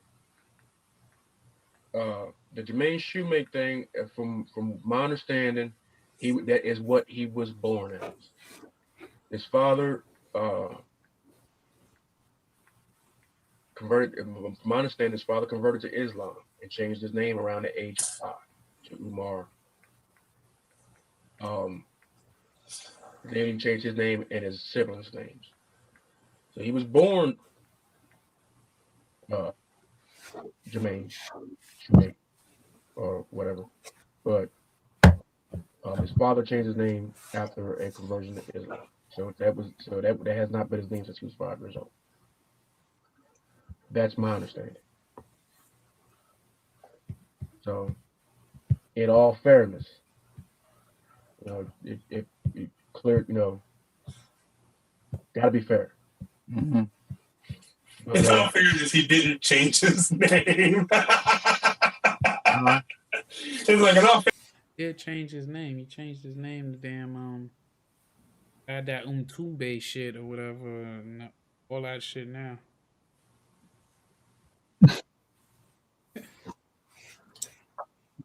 Mo.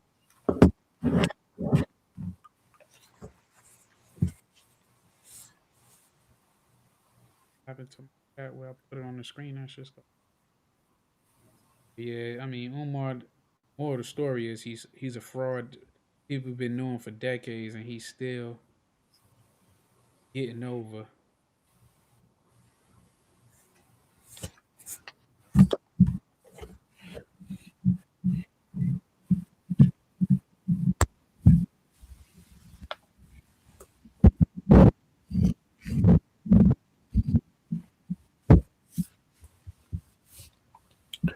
Get to this mic over. he didn't change his name. Yeah, that was his father's doing, not Umar Johnson. Not his doing. Yeah. I guess if I got anything parting, it would be, just be careful of who you're choosing to follow. You know what I mean? Like, think for yourself. Stop following somebody just because they say some shit they might say something true that resonates with you. It doesn't mean you just follow them, let alone, giving them $1 million for school ain't got no plan while he busy lying left and right. But as we're starting to see from a lot of these, popular pastors and popular preachers coming out, and we're finding them doing shit to kids. And I'm thinking to myself, y'all worried about a tranny in the bathroom, but y'all handing your kids over to these people. Think about who it is you're trusting. Think about who it is you're following. Don't just do this shit blindly.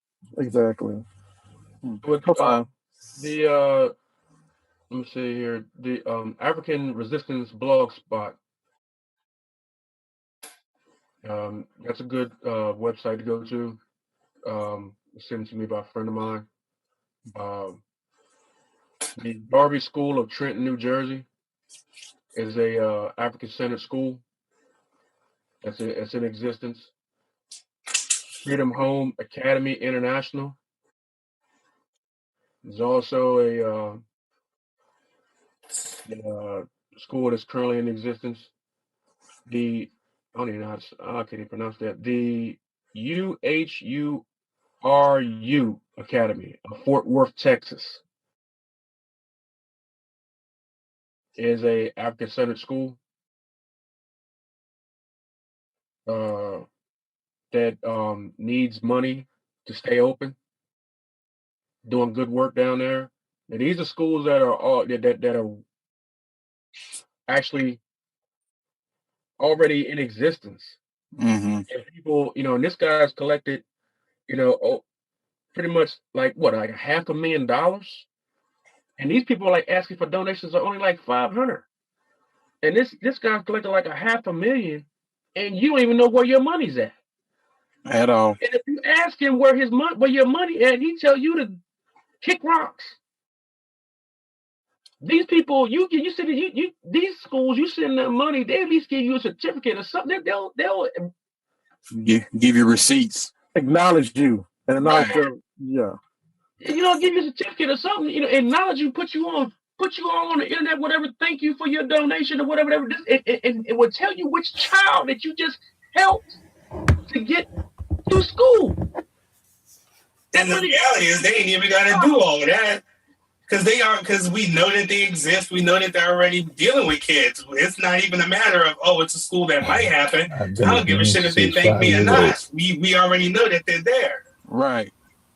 We know that they're there. We know that they need help. But that's just me being, my superhero complex. I can't help that shit.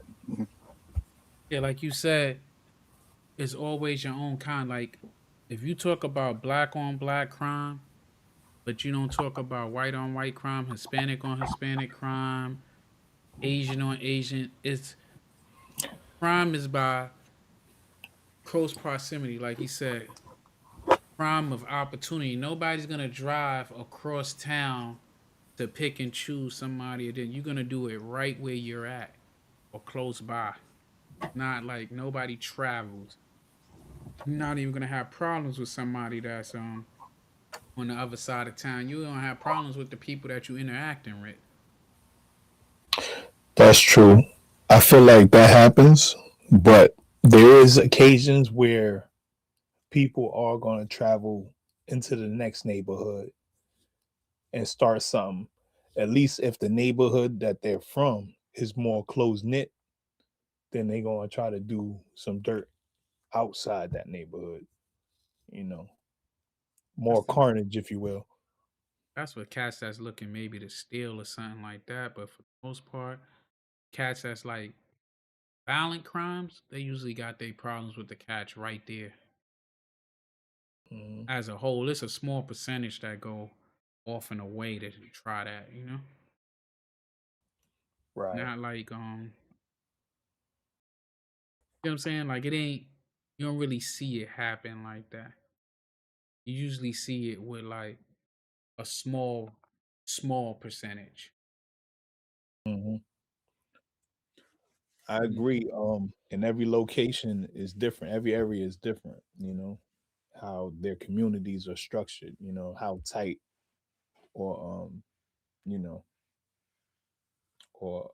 I guess unclose they are. So that varies too. It always plays, a part in what's going on. How poor is the area? You know what I'm saying? Because I say this, I know in my area it was they was checking car doors a lot. That was like a big thing to check car doors. When they checked the car doors, they found people was stealing the people when they caught them, they came from like 20-30 minutes away. When they asked them why they drove out there, they was like, people out here got better shit to steal. They leave their car doors open. So that was a crime of opportunity, like Jay Williams said, Why go steal from other poor people when we can steal for people that got, and these people was leaving shit in their cars. I could see that. Yep, you're right. You can't stop what you can't see. But yeah, it was crazy, like, and it made sense. But when I seen the stuff that people was leaving in their car, like people leaving their car keys in there, all types of random shit, that was like, you damn near gave your shit away. Yep. Man, they stole somebody's car like 3 subdivisions over, and they left like the car seat and shit in the driveway. Well, I guess that's a thoughtful criminal, huh? Yeah, where they stole it. A lot of times, I think this be teenagers and kids doing shit too. Say, yeah, they gonna need this, even though this is a Louis Vuitton car seat. Yeah, they could. Regular bullshit. Yeah, that's that joint right there. They say, "Here you go." You know what? What's wrong with the kids? We'll put this joint on the big screen real quick.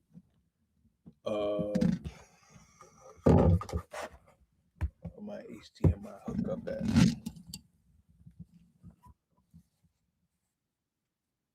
To the video. Hello, everybody. Welcome to the Big Boy Project. We are back with another episode. In today's episode, we got a special.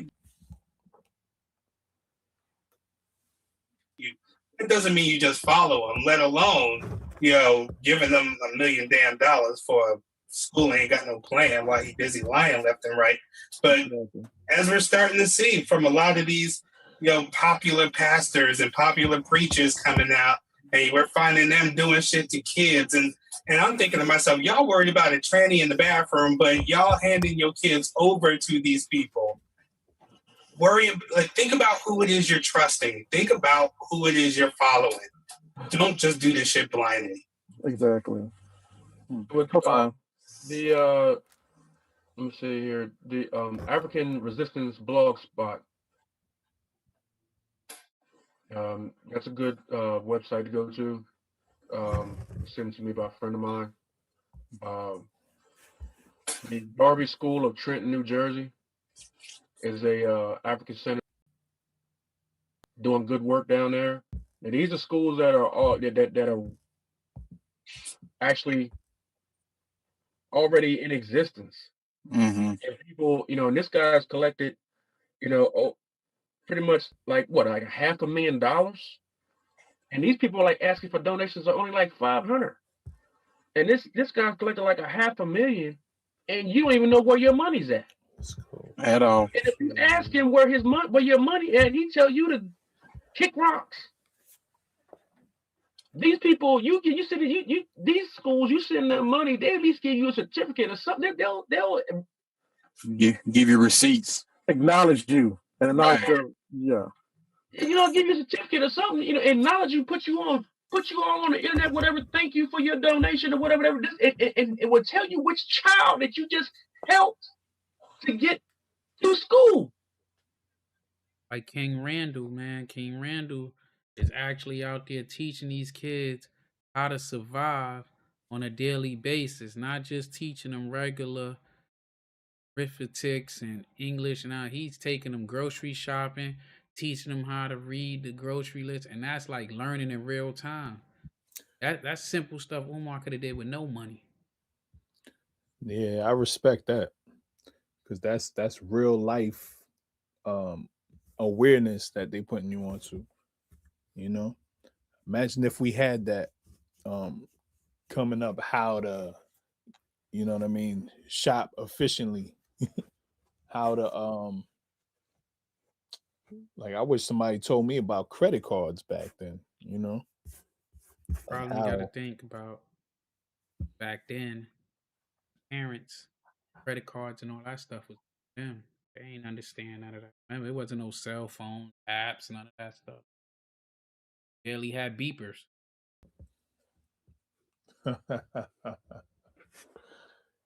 Yeah, my siblings, they the one that had the beepers. My siblings had the beepers, definitely. Parents was born in the 50s.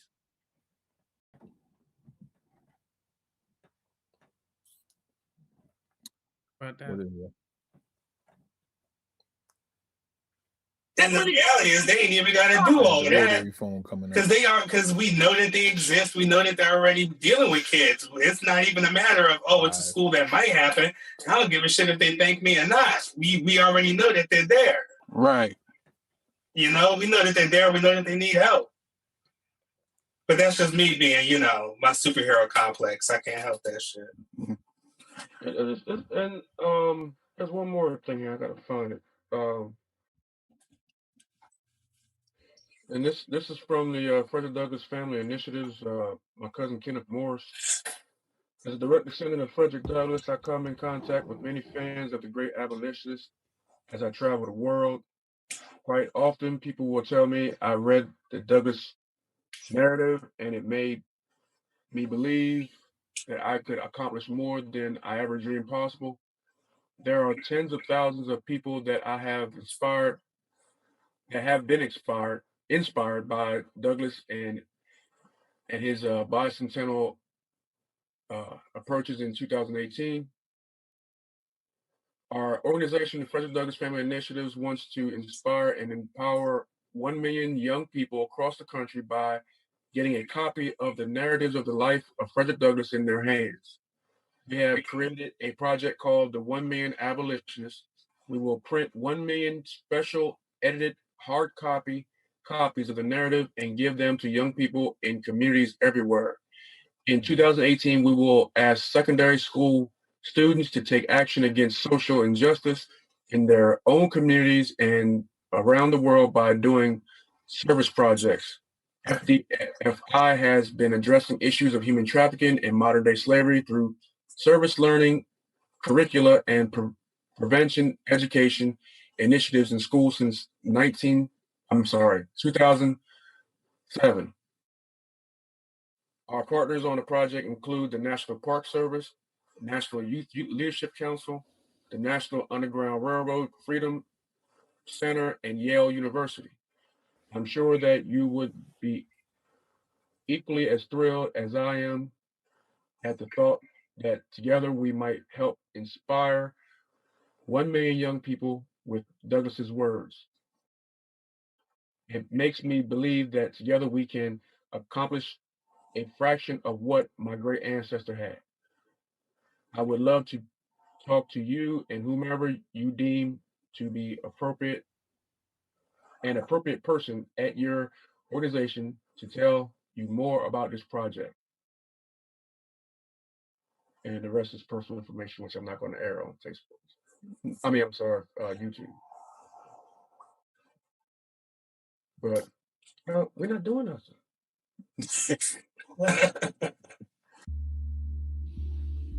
That was a good one. That was a good ear. Y'all could go check that old interview out. Link is in the description. But I took all the music out. That copyright. But yeah, you can check out them. Yeah. Definitely. As y'all can see, almost 10 years ago, they was pointing out BS with this dude and the lies that he was spitting back then. You Yep. should have knew something was up with it. So that's since 2016. Yeah. I go to show you how long these charades been happening. Yeah, that's just bunking a lie when he was saying that he's related to them. That's not even them on some like, yo, this dude is a good dude. They like, hey, he don't even take care of his own kids. We ain't seen him in pictures with his own kids. That says a lot right there. Yeah, that's a fact. You know what I'm saying? Sometimes you can know a person by how they treat their kids. You know what I'm saying? Listen, how they treat they you know what I mean? They parents and I feel like if you don't take care of your own kids, that's a fact. You ain't gonna look out for nobody else's kids because your kids is an extension of you. So how you going to look out for somebody else and you don't care about yourself? Because if you ain't looking out for your kids, that means you don't care about yourself.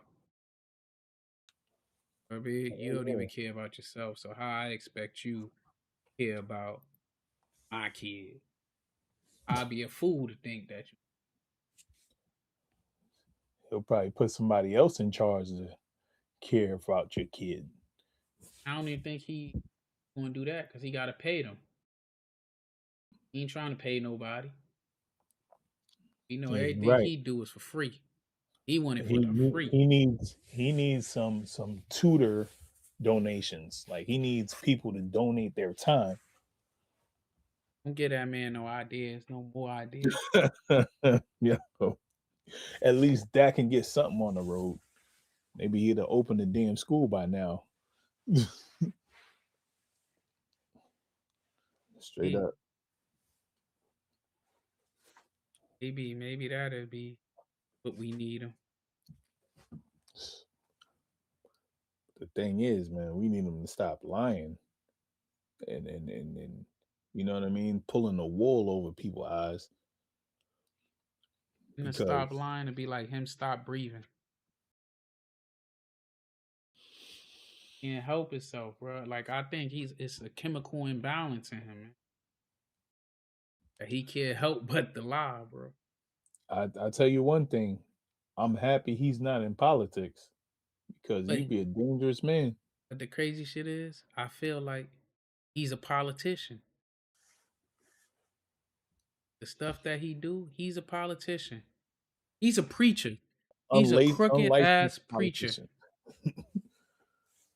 Yeah. That's what he is. The crooked ass preacher. False prophet. Nah, he ain't a prophet. He a crooked ass preacher. Saying he a false prophet is giving that fool too much damn credit. He just a fucking really, really bad, crooked ass. Can't be trusted ass.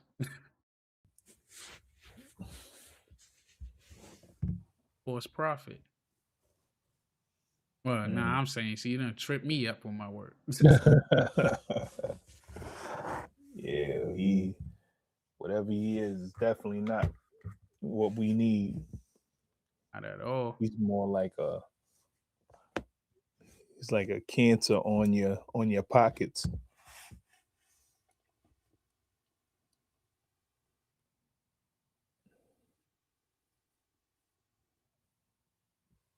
Oh man, I can't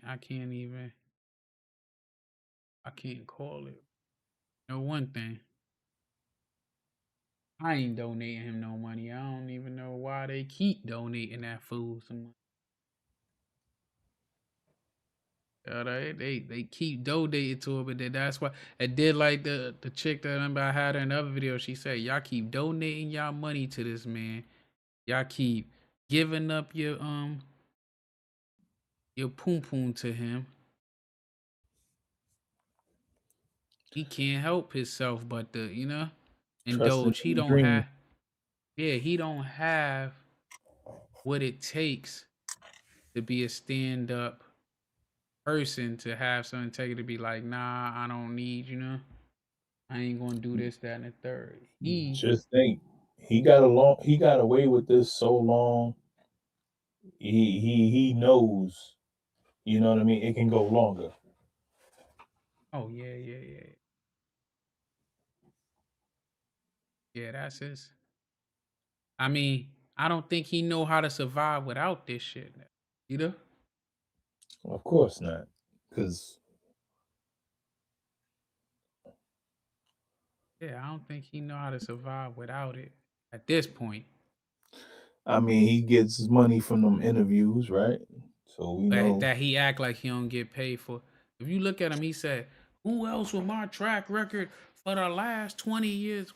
Motherfucker, you ain't working the last 20 years." Exactly. I got something else I want us to go into. Let's.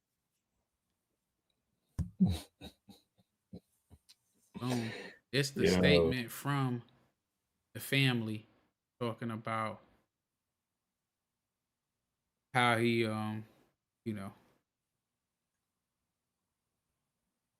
talking about everything that's going on with it. So they ain't trying to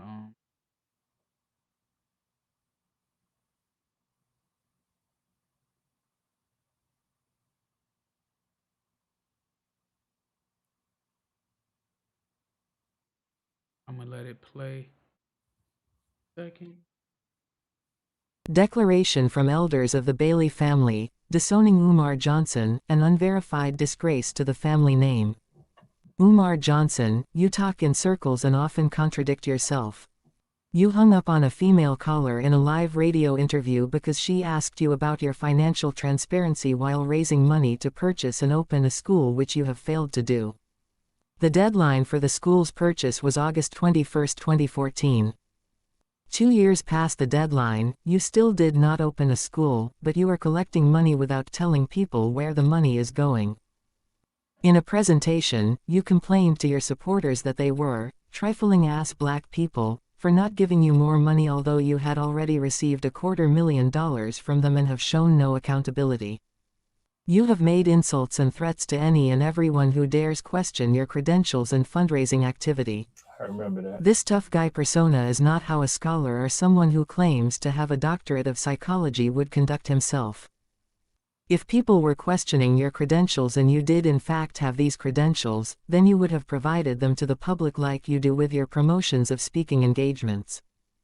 If you have not spent the public's money which you have raised for the school, you would have given your supporters financial transparency. I have been informed that you are now looking to build a school in Africa and have been speaking lately about repatriation. However, I have every reason to believe that you are looking for a country in Africa without an extradition treaty to take the money you have raised stolen and flee the U.S. without criminal accountability of fraud and theft. African resistance.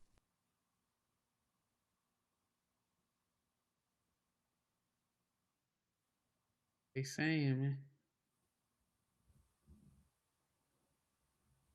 Mm-hmm.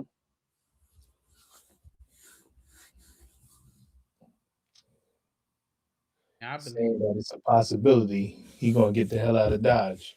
he got his citizenship now. Declaration. He got his citizenship over here too. Ghana. Mm. Just crazy, like,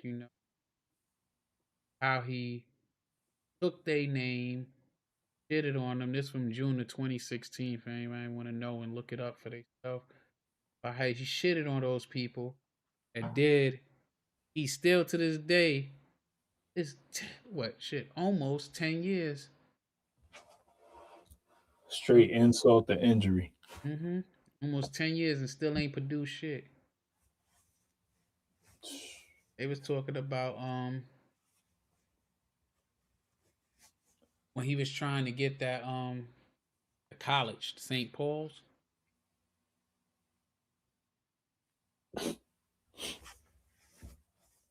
He well, we all knew that he was a scam artist. We just Even more now. Yeah, he just doubling and tripling down on it though. And the more we try, people try to put faith in him, the more they seeing that he full of shit. But he gonna say something like that. That's the problem too. Is people want to just feel good. So with that, they don't care that he's a scammer as long as they feel good in the process of being scammed.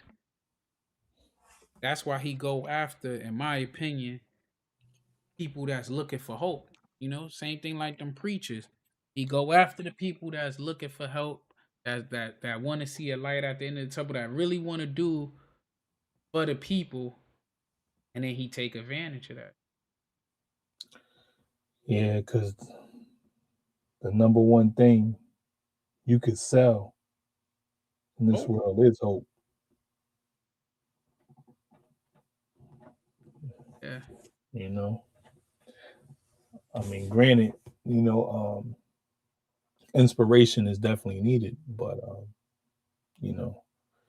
just like anything else, when this knowledge is in the wrong hands, that leads to manipulation.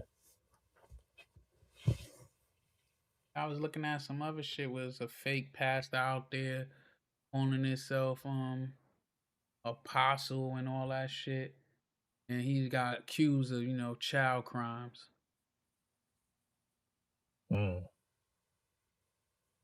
What is up? One of the apostles. Yeah, it's sick, man. What's going on with that? Yeah, I feel that should be an automatic life sentence under the jail. Like they need to be in ADX. It shouldn't be where they get to be in a normal jail. That's they need how I to know be in something's ADX. wrong. That's how I know something's wrong with the judicial system, just because they're able to let people like this roam and get off easy. You see what I'm saying? That's not right. As cats getting less time, they getting more time for drugs than they getting for these rape charges. See what I'm saying? That's ridiculous. Over here though, Over here, they'll give you 25 years though for They should, a scrape. if not more. If not more. You see the I know you don't watch her Mary Ann, her last joint when she talk about the Breakfast Club and all that joint. Nah, the last joint you put up, I didn't get to the end of that, but Now she talk about she did some Breakfast Club. She can't.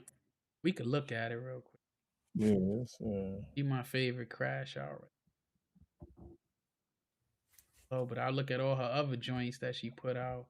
They ain't going nowhere. She gotta put his name in that shit to use or do a crash out. She do that, put certain names in there and do a crash out, and she funny because all her members only joint. She put members only for a news joint. Like she don't know they could get her for just reposting news shit without no transformation and no real commentary. She even got my video up there as a member. I mean, she gonna learn, and then we gonna report about it. Yes, sir. That's how that works. Look, sir. Yes, sir. Look. How they say, if you gonna do it, we gonna make it into content, you know? Mm-hmm.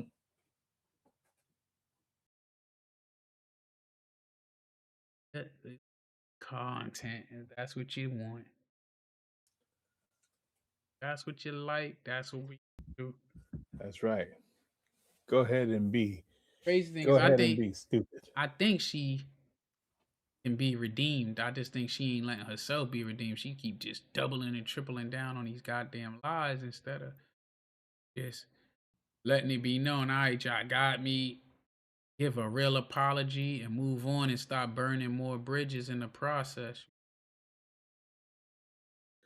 She do that, then I feel think like she can actually come back from it. Once he'll take a hit, she should just post on other things, like find a different. she trying that shit ain't going nowhere.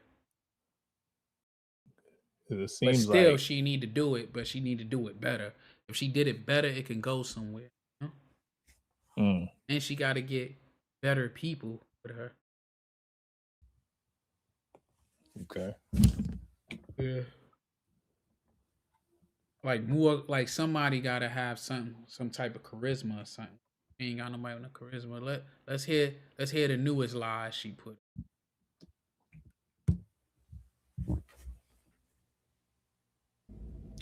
Good morning, Maryanne's here. I wanted to bring my perspective on the latest interview that Umar Johnson did on The Breakfast Club. Now, I'm not going to pull up any other slide or bring you any sound bite. On my page, I don't really do all this hoop-de-doop. But now you see, this is why I wanted to do it too, right? Because she be taking shots, you heard? Like she takes shots at people, but she do all that like it be subliminal, but she not that bright to know how to throw the subliminal correct. But she takes shots at everybody and then get mad when we shoot back. And like I said before, if you don't say your name, I'm gonna assume it's about me. Like I caught a stray and didn't realize it until like later on I was re-watching one of my videos and I was like, oh shit, she was talking about me. She's like the female Hove. Nah, Hove, Hove try to make it subliminally taking shots. Oh yeah, she do gotta do hairstyle. She got it combed back to the. But yeah, she took them shots because all that. I'm not gonna bring up sound, but she ain't do that because let's keep it a buck. It's on Netflix and she don't know how to do it. All her shit is from her phone or she recording her fucking her laptop. And if she'd have did it straight from the laptop, they would have boomed her for the copyright, you know? So that's why she ain't, do it like that because she know somebody probably told her that and she don't know what the hell, she don't know how to do that shit.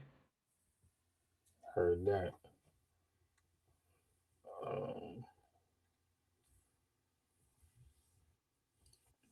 It's only a matter of time before her joint get boomed, though. Yeah. She gonna keep going, and she She's gonna doing keep too much. get hit with these copyright joints because she's a little too slow. But let's hear out, and then you gonna hear some bullshit she say that's gonna show how she don't know what the hell she talk about. Before I give you my perspective, I want to share something in my channel. Remember, I had taken the time to reach out to Angela Yee, Mary Ann Lorient, and I shared something with her that took place with Dr. Umar and a member on the Breakfast Club. This is before anything was signed. Factual. Now, this platform, what are they known for? You give them an information and they covers the story. Nothing became of that.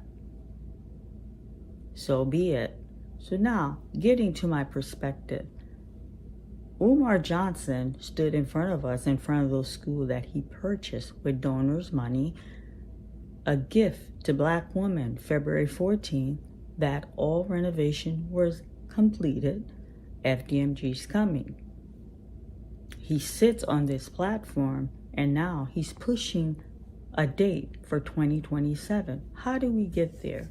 So for me, as of now, Umar Johnson is no longer the focal point. I see him as a clown on the stage.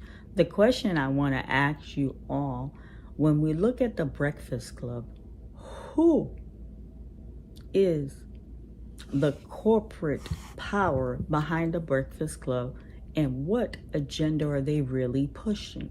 That's the question. They are platforming someone and are... The crazy thing is, right? We already caught one lie, right? She said she hit up the Breakfast Club before she signed the paperwork on Umar, right? So she's supposed to have did that what, September, August, whenever his accounts was frozen. If that's the case, right? Angela Lee ain't been on the Breakfast Club in like at least a year. She got her own show. They broke it up. Yeah, if not longer. So how you hit her up, asking her any questions when she ain't been working there, nor has she cared. I never took her as one of the a big Umar fan anyway when she was there. Did you? It seemed like she was jealous of Omar going on the Breakfast Club. Yeah, I'm talking about Angela Lee. Did Angela Lee ever strike you like she gave a damn about Umar when he used to come up there? Angela Lee was just asking questions like any other host. That's it. Straight up. That's their job. I think she just ain't know the other people that was on there. So she just said Angela Lee because Angela Lee ain't been on the Breakfast Club. Shit. Years. Yeah. That's a fact. That's when they had to find. Remember they had all of the bro. I just looked it up. When did Angela Lee leave the Breakfast Club? Right, Angela Lee officially left the Breakfast Club on December 2nd, 2022, after a 12-year run, and then launched her own daily syndicated show, Wake Up with Angela Lee. She announced a departure in August of 2022, explaining her own desires to have her own show and that she ain't want to wake up at 4 a.m. So where the hell she go? She always say some shit that's irrelevant that can be debunked so easy, bro. Oh man, the girl ain't been on the show shit in 3 years, but yet you hit her up. So like that. Like I seen people say that shit. And she said she ain't respond. Of course she ain't fucking respond. She ain't been working at that place. You can hit up my old command. I ain't gonna respond. You ask me some dumb shit. And then how she hit her up? This girl don't even know how to screen record. How she hit Angela up? On Twitter? On X? I was screen recording that too. She probably think that like, see? She's like, see? I'm calling her now. Nothing wrong with this woman, man. Okay, let's hear some more of her lies we could break down. Our community who is extracting money from us and not providing anything. Someone who is a cancer within our community. Now, just because we look at Charlemagne the Guy, we look at DJ Envy, we can relate to these people. There are employees. They're employees like you and I. They go to a place of business. And girl, you don't know if everybody is a goddamn employee. Like you and you. I'm an employee, but you don't know if everybody employees. There's people on YouTube that has their own businesses and everything. So I don't know how she up there. They're an employee like you ain't I. You don't know if everybody. And that's another thing. If you hit her up, right? Let's say she hit her up back when Angela Lee was on the show, right? And you talk about he had cancer, right? Then you turn around a couple of months later and release a movie that you made of the man, of the cancer. It'd be like that, right? Yeah, because remember, that Awaken movie came out in 2023. It's interesting you mentioned that movie too. But it's always something. When a movie comes out, it's something that's already going on. You just not paying attention or it hasn't been announced. You know what I'm saying? But she full of it. That's why when she said that shit, it came out in 2023. Then she said it was gonna be in these Regal theaters and stuff. First off, movie theaters, normal big companies are barely putting movies in movie theaters anyway since COVID. But her little rinky dank, that joint ain't even on Tubi, bro. It ain't even on Tubi. You got cats that do comic strips on YouTube that got their joints on Tubi and stuff. It ain't even on Tubi. And she jumped there talking about it was gonna be in these movie theaters and shit. Lying, bro. Knowing she lying. Knowing it, bro. And I don't know why she be thinking that everybody believes her. Nobody believes you. Like, it makes no sense. Like, that's the part that killed me, is it don't even make sense. All right, is she at least monetized? Because if she's gonna make no sense and she's getting paid for it, then then I could see. You know, but I don't know. All right, then I know where this is coming from. Then this is shock value. She monetized, but I don't think she gonna be making her quota. She might make that shit this month. She ain't gonna make it. She ain't gonna make that threshold next month with this content she keep putting out. That's probably why she just saying anything now, because she know that the numbers she's seeing them analytics and is going down.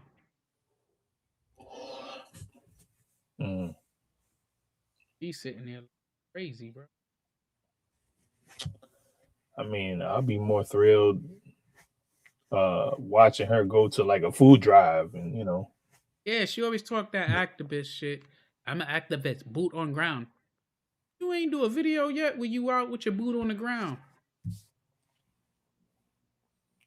Damn shame. They give their time and labor, and they are paid. Isn't that plural too? You put a boot on the ground, not bro, boots. She's at war with the letter S, plural in the English language. She do not ever use the English language. You won't hear in this video. I know you don't follow like rest of it, but wait till you hear in this video. She do not ever say shit.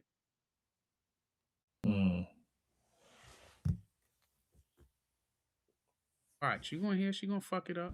Yeah, they don't run it, they don't own it, they don't really have any decision power when it comes to the Breakfast Club. So we need to ask ourselves, what are we really supporting? Because when you tune into them, what are we really supporting? You know, back in the days, yes, they hanged you, or they'll set a bomb at a church, or they'll destroy Black Wall Street. People has evolved.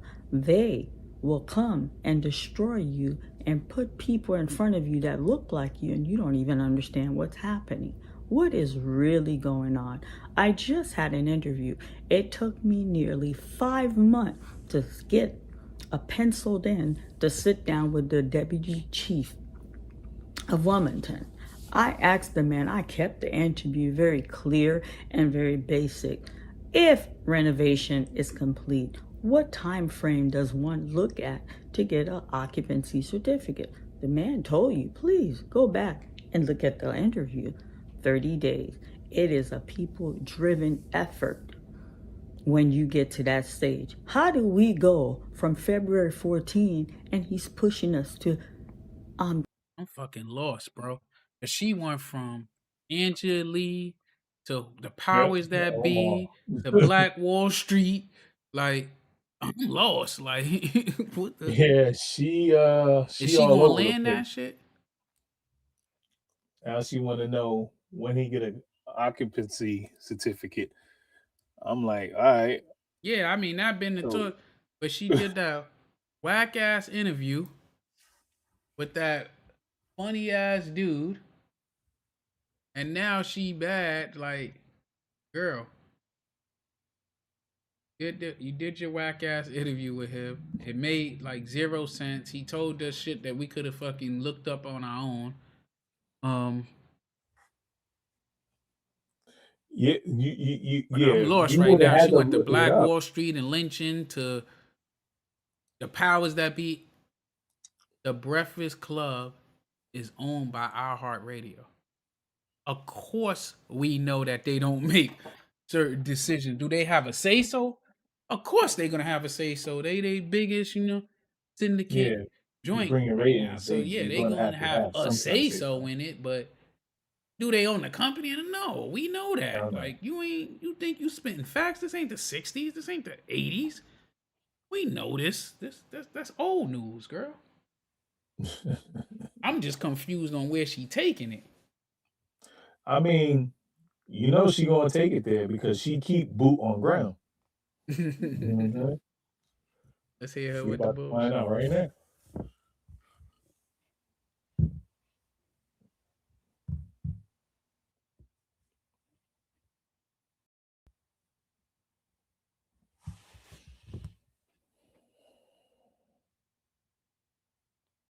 is the power structure that platform them, that platform a guy like Umar Johnson. What are their agenda? When we support by turning on, what are we supporting? That's the true question. And that merged the Breakfast Club. Now, just to dig into her a little bit more. No, Umar. She said, remember the platform that is platforming Umar waters they joint, right? But didn't she make a whole bullshit ass movie about him? So how you going? What was your agenda? You know? When we support by turning on, what are we supporting? That's not That's even the on true Tubi. question. And that merged the Breakfast Club did with Netflix. I'm just crossing my arm, sitting back and look. It's not a really rooted merge, in my opinion. And then all she doing is watching everything on the internet and regurgitating it. You know what I mean? And if you just talked about the how they don't own none of their stuff, then you already know they did not sit there and negotiate anything about the whole Netflix venture. We seen Jess Hilarious up there complaining about Yeah, it. You get what I'm saying? yeah. Doing So her own you can't own thing. say it like if they this was something that they wanted to do. So she don't know what the hell she talking about. But it sound cool because all she do is regurgitate stuff and then he sit there and look at different people's shit to take little subliminal shots at him and stuff. But yeah. Well, this is how it goes when you podcasting around things that you don't know what you're talking about. But you're just saying notable figures that's been around that may not be around right now, but Yeah, cause she matter of wanna fact, when she was talking about Breakfast Club, if she'd have said just hilarious, I'd have gave her some props because at least, you know, and Jess she's still a Hilarious part probably of. would respond to your ass on them social medias. But as far as Angela Lee ain't never. And then it's like, why would you pick Angela Lee? Do you see her other shows? All she talk about is Yeah, like lip service. All Yeah, that. lip service. You know what I'm saying? Like I don't even want to say how, but we know the type of subjects. Do you think she'd give a damn about Umar and none of that? You know what I mean? She get up there and be having them girls admit to the weirdest stuff, and then she be like, "Nah, I ain't into that, but y'all can have that." You know? Yeah, it's not that serious for her. Yeah. That's why when she said that, and she be like, "Factual. You ain't tell us a fact yet since you came on air. When we went back and investigated, the lie detector test determined that was a lie." Yo, She don't even know who's still on the show talking about it. That's factual.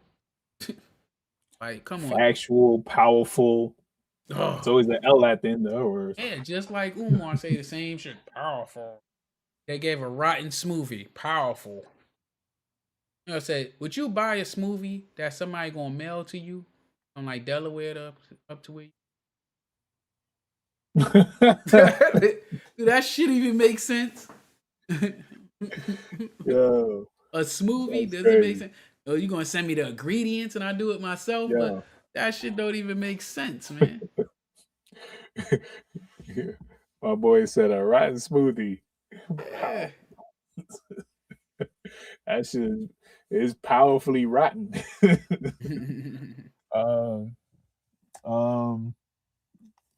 Yeah, these people, man. I can see how he you got her to can't- donate though. you Crazy can't as a take bag them of serious. fucking rocks.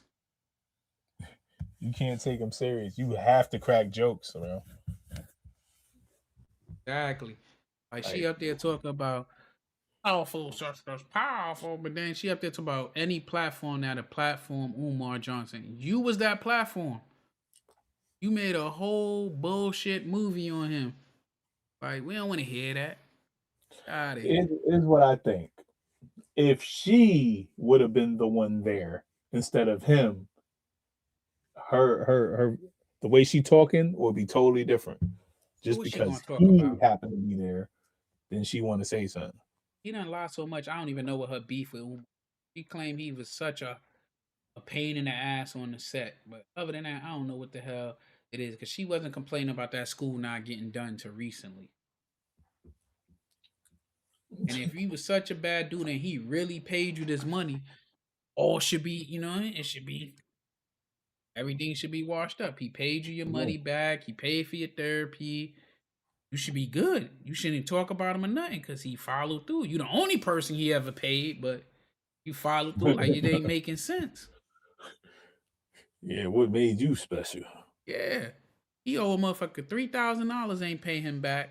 But you, that motherfucker paid you ASAP. Money he ain't even have.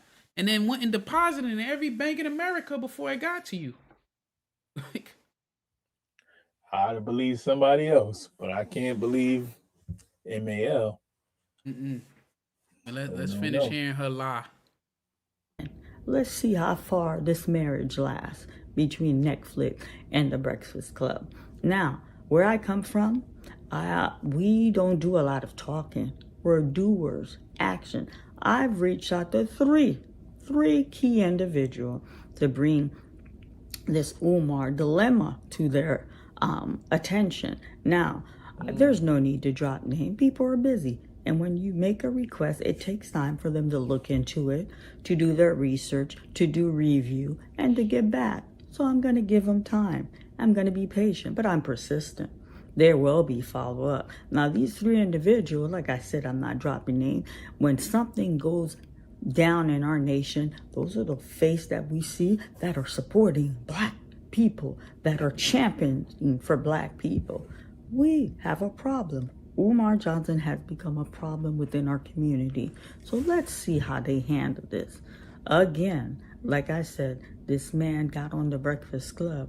From what he told us from February 14th, it's not computing. It's not adding up at all. And he made it clear to you, your kid's not going to go there for free. Now listen, I hate that she done turn me into somebody that be defending this month. But what sense does it make? Who the hell gonna start school in February? Let's start there. So even if he really was gonna do it, right, it wouldn't have been able to open. I mean, make sense to open until sometime in maybe at the earliest July, August of this year. You ain't gonna pull your kids out of school in the Hell middle no, of the not that school year time. with 2 months left to go to fucking No. Ntube High or Tube Elementary or what the fuck, you know what I Nope. mean? They're gonna start fresh the next semester. Yeah, that wouldn't even make sense, you know? So like, and then she keep talking about where she from. You from Brooklyn. You from Flatbush. Stop acting like you come from this place and all this action. You ain't do shit. It took you a month and a half to write a faker check. You know, it did. And this my thing too with that check, right? I think I said it on the other video. We don't do too much talking. We're doers. Yeah, you couldn't mix up a handwritten check than a typed check. And then another thing that I ain't see nobody talk about and point out, because I know they probably just over it. They gonna give you an offer check that's typed out in your name, all professional, but then the real check gonna be some handwritten check from Dollar Bank. Why you ain't never mentioned the Dollar Bank from the beginning? You covered Yeah, up the bank I did before, see and it that wasn't like you get what I'm saying? Like you covered the up, and why you numbers was still different covering up it? top and different at the bottom. I was like, And this yeah, another that's thing. kind of The first time you cut out pieces of paper to cover up everything. Second time you want to draw on this shit. Why you ain't cut papers out this time? Why you ain't consistent? Make it yo. make sense. Why you ain't even consistent? You know? Exactly. Well, I mean, she says she's a doer. So what she did was cover up the the information. And She not did even a that. good job. That's how she got caught. This is not a check. But my thing is, how could you mix it up? And all she kept saying is, he had to check this long. Why he didn't catch it before? No, you still gave it to him. It don't matter how long he had it. You still gave a fake check. Why you skipping over that part of the story? And then we know damn well you did not go to Dollar Bank. You ain't gonna go to the other person bank to get a copy of that check. That's not happening.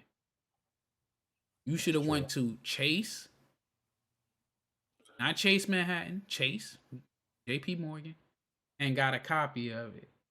If that's what you did. But you ain't even had to do all that, liar. You could have just got your statement and showed, hey, I deposited this amount, you know?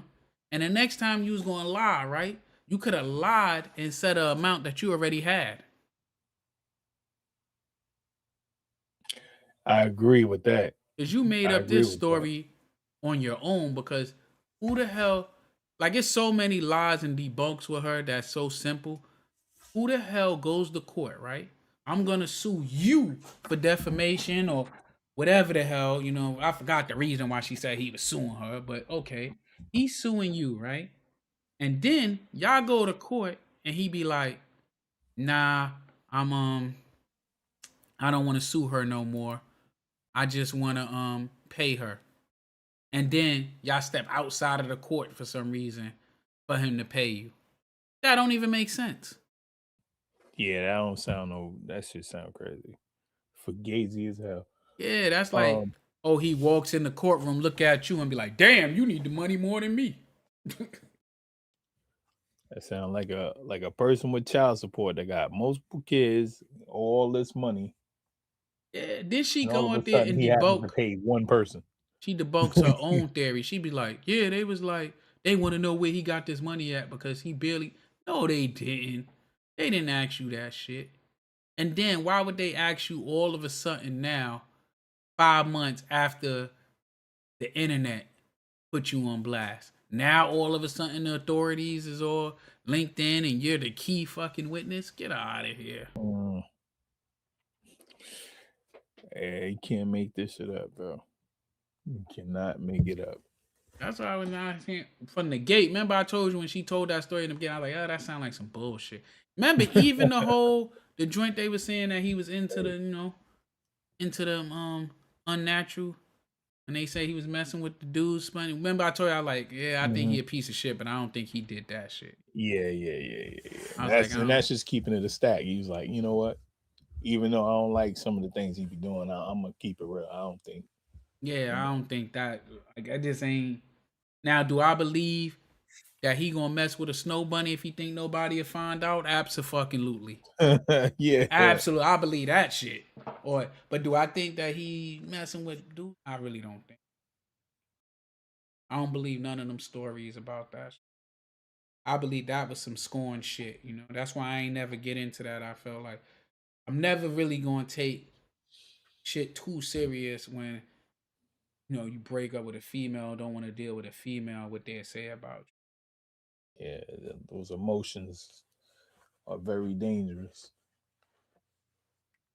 Have you say some things and do some things that I don't know what's her motivation that she's so upset with this dude when y'all ain't never mess with each other. If it's the movie shit, he paid you, move the fuck on.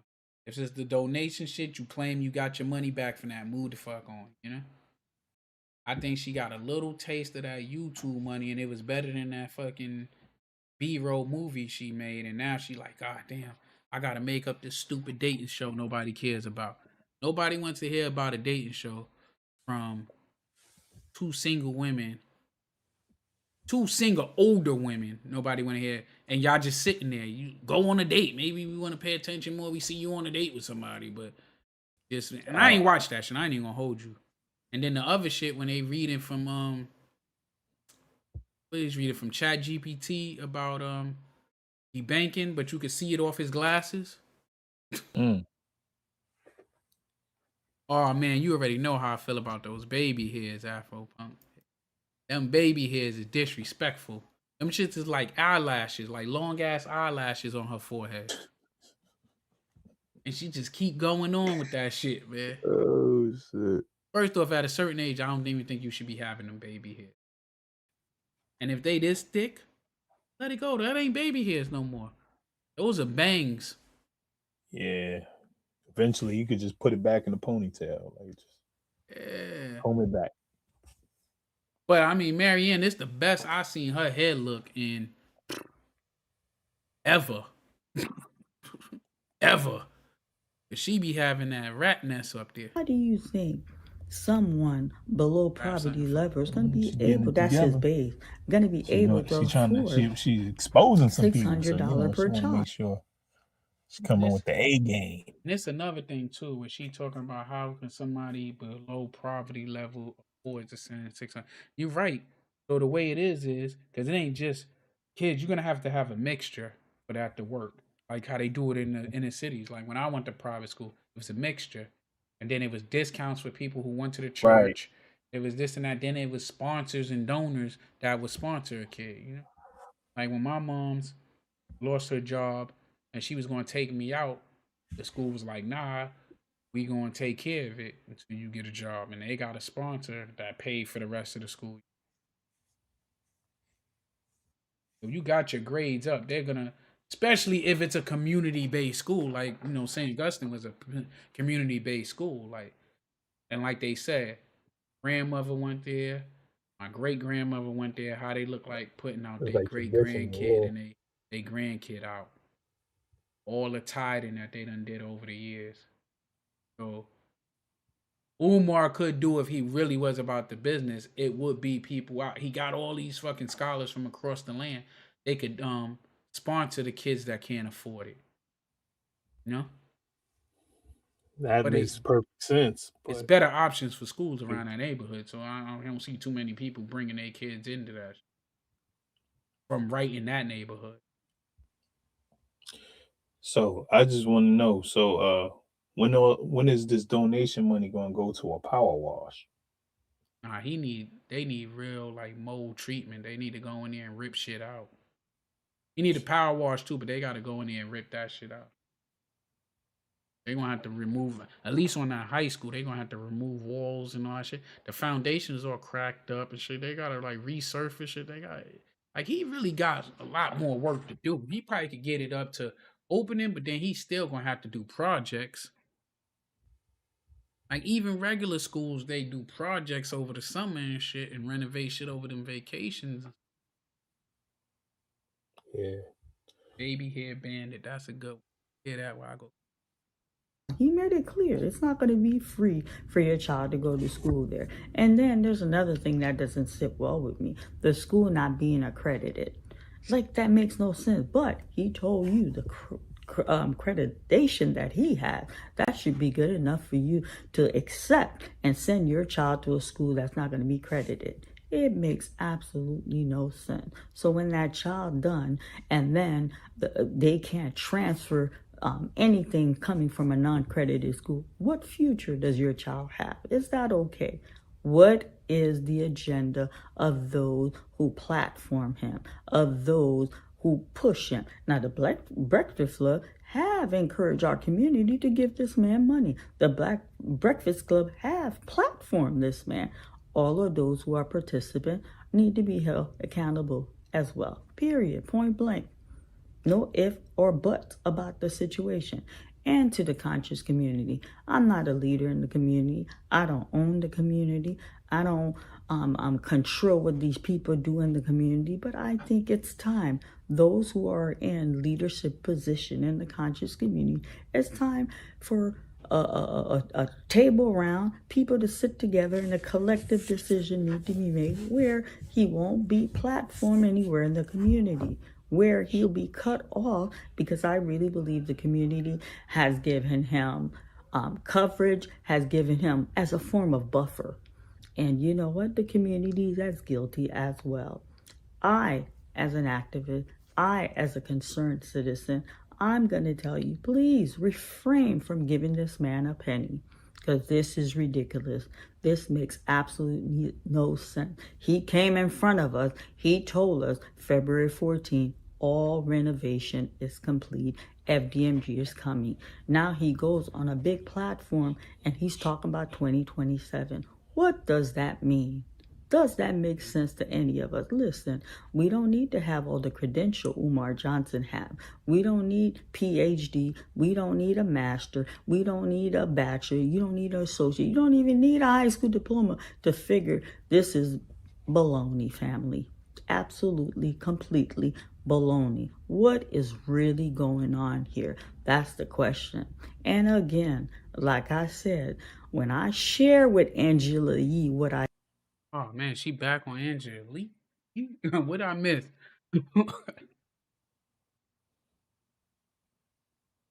Mm-hmm. What I miss? Cause She was just rambling about a whole bunch of stuff, like, you know what I mean? Like Angela Lee was probably the best part about it. You know what I'm saying? I was like, oh, okay, what's she gonna say? I know she was talking about the school not being accredited. They knew that shit from the beginning. Yeah, that's basically what she was talking about.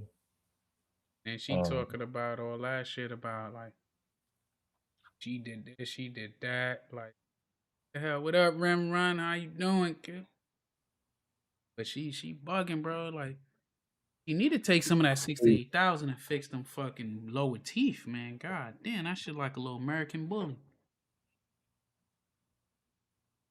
Yeah, she crazy as hell. She be ran. She got to be back on the bottle, bro. That's why she's talking like this. Share. I did not stutter. I did not choose my words carefully. I didn't dance around. I was crystal. Like I tell you, she don't make no sense, because she talk about, first off, Angela Yee ain't been on the Breakfast Club since 2022, bro. She ain't been in since 2022. How do you hit her up talking about anything, bro? That's what I'm saying. Like, that's probably the last person she knew of that was on there or something. Cause it had to be, because that shit don't make no damn sense.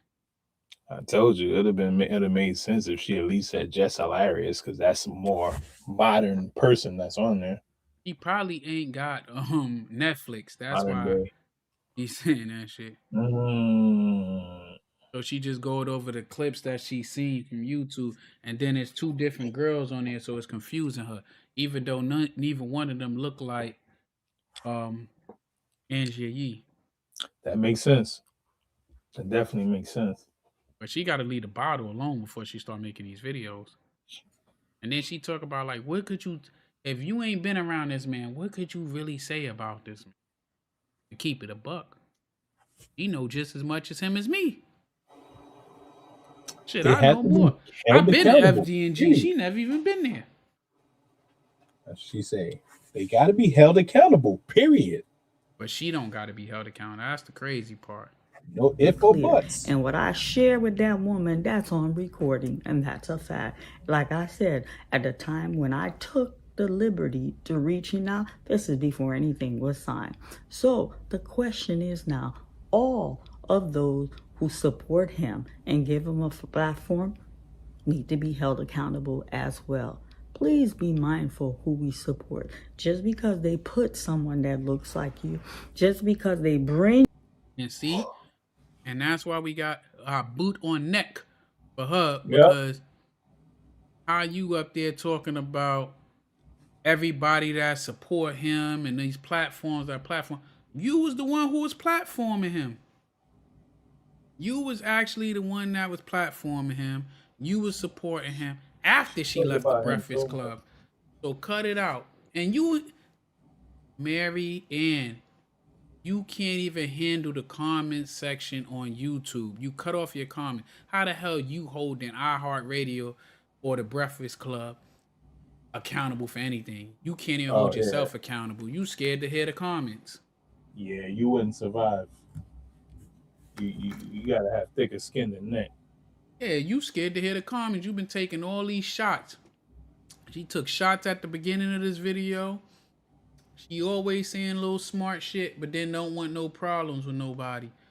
When they confront her, she could talk real calm, cool, and collective.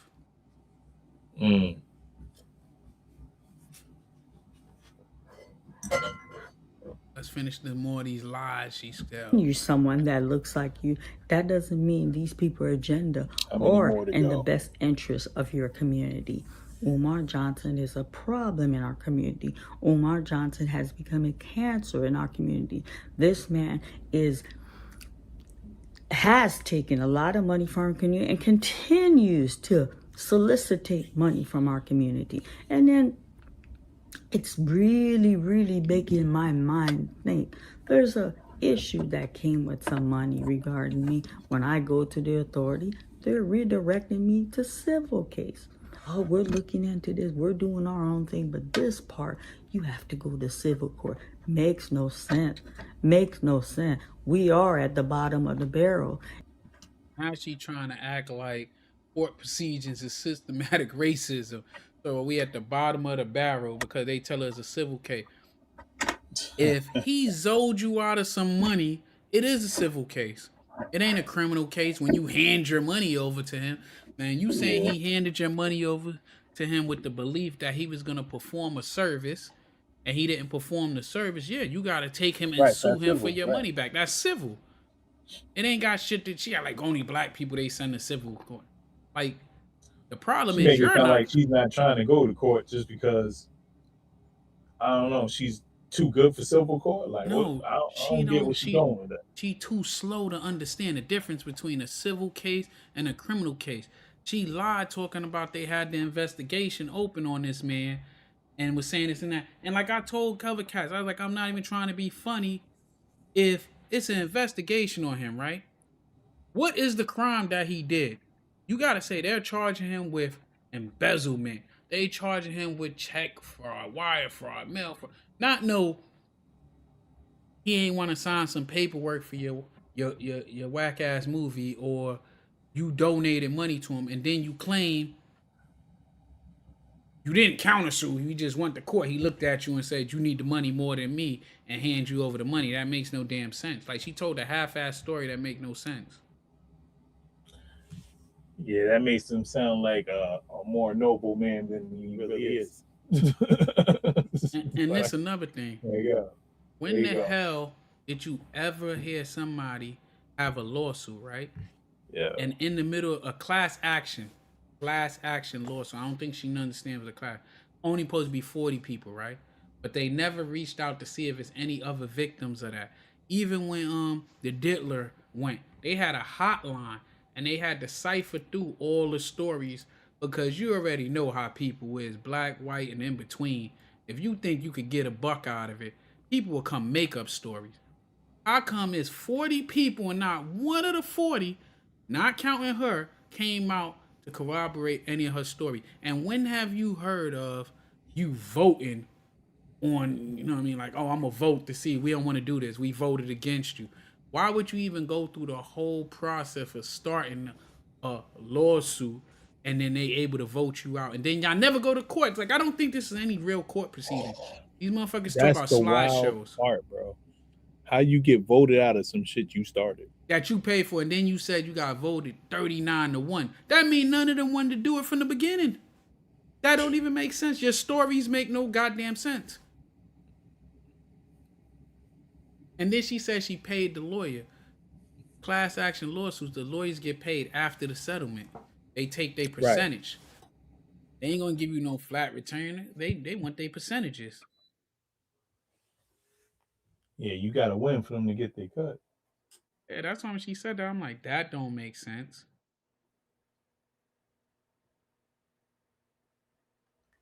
Like, none of her shit makes sense. She just say stories that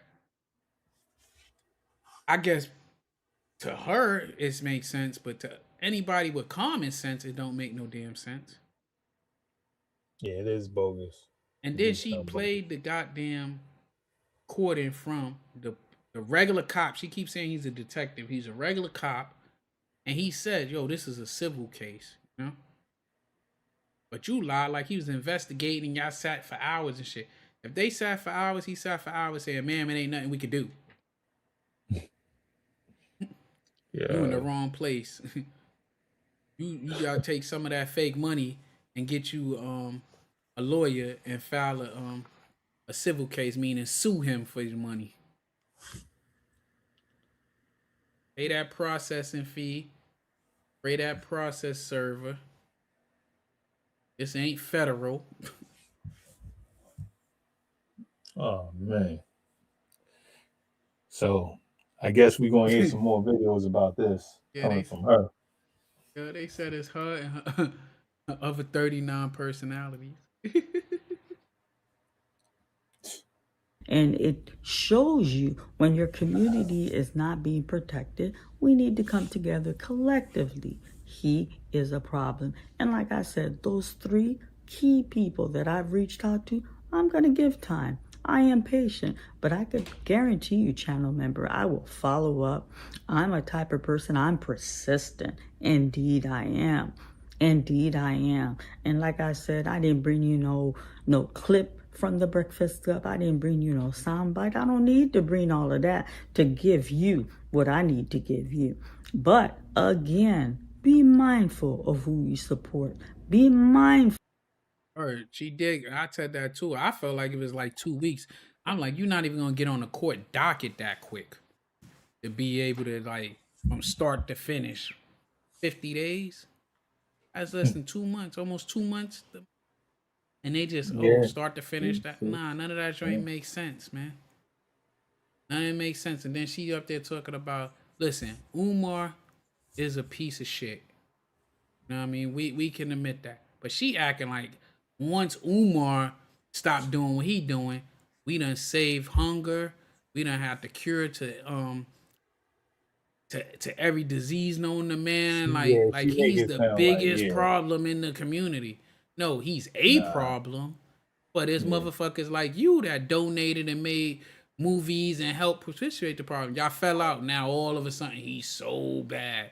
But you was his name fan. You still call him Dr. Johnson and this and that. Like, you still calling him allegedly, because I don't believe that shit. You know, that you could just pick up the phone and call him. What I truly believe is he made a promises he didn't follow through, and that fell out. I don't even believe that. She's delusional, bro. Just because she's acting like a scorned woman. But that ain't even his woman.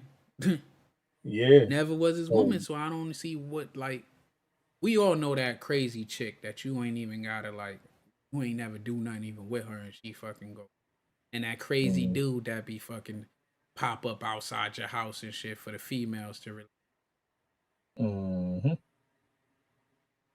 I think she thought something. I don't know. I think she thought that was gonna be her big break or something, man. And then we forgetting it's the same woman that platform polite too. I didn't know. Mm-hmm. You took me back with that one. Yeah, she I didn't know platform that. polite too. So Yeah, she gonna have to watch who she talk about. yeah, like that's what I'm saying. She talking about all this, and polite is way from what we Worse. know of, way worse than him. Way This dude worse. is convicted of doing these fucking atrocities against a child. Convicted, and then she ain't even had the courtesy to cut that part out the video, take it down. I think she made it members only now because people kept giving her outrage and asked her why.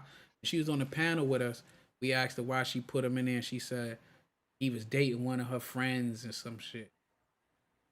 And they in a conjuring. He had a speaking role and all, bro. Yeah, he had some movement. Yeah, And but he was he out. was faking so hard. That was Captain Crap. That motherfucker went to construction sites acting like he owned the shit, the development and stuff. This motherfucker just snapping pictures real quick and then scamming more people out of their money.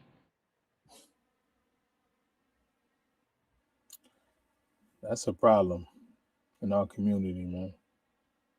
Yeah.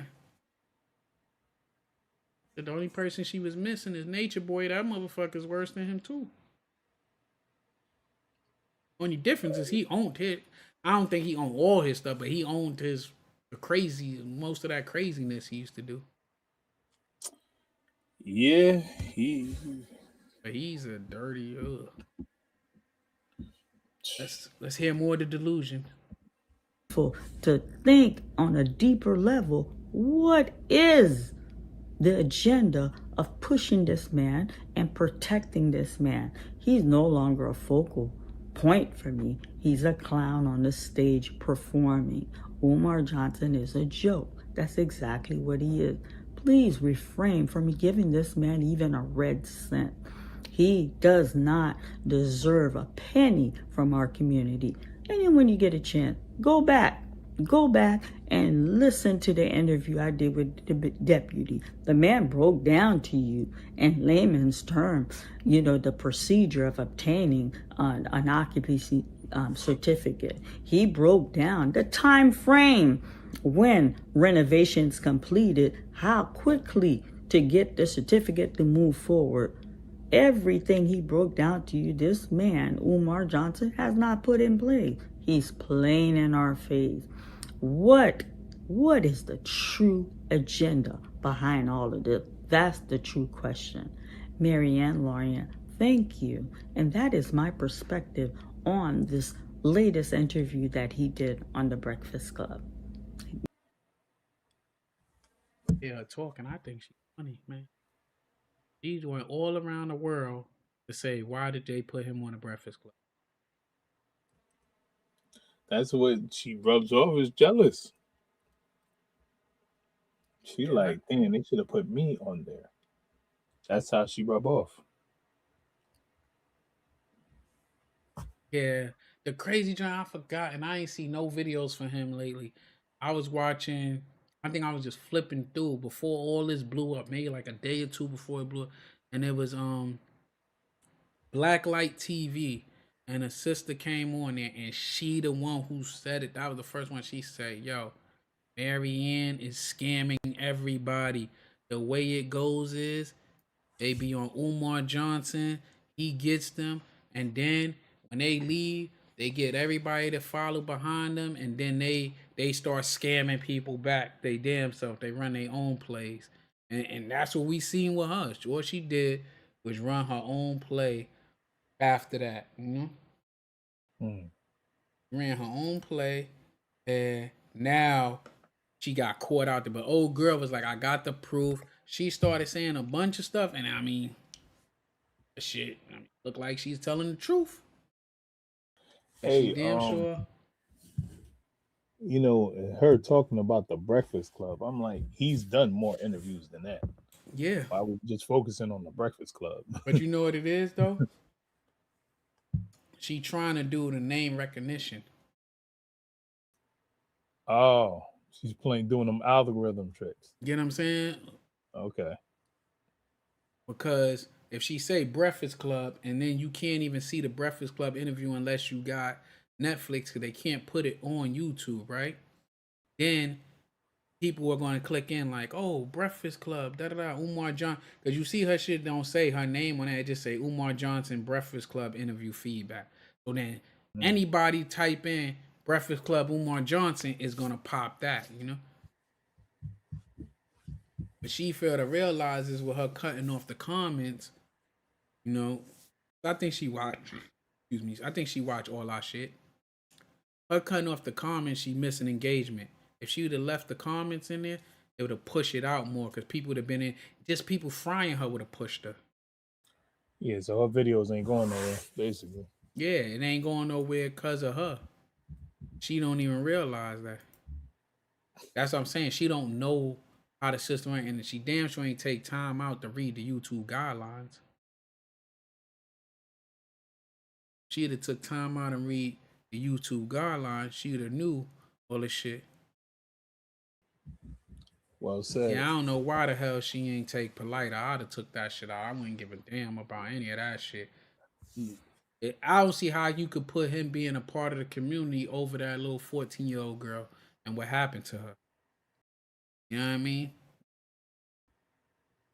I don't understand that. Like how they pick and choose. Like how y'all handle what's going on in that community, you know? That's what kind of makes you want to ask them these questions. Like, okay, I know we busy talking about the school and all that and why people platformed him on their show, but why did you platform Polite?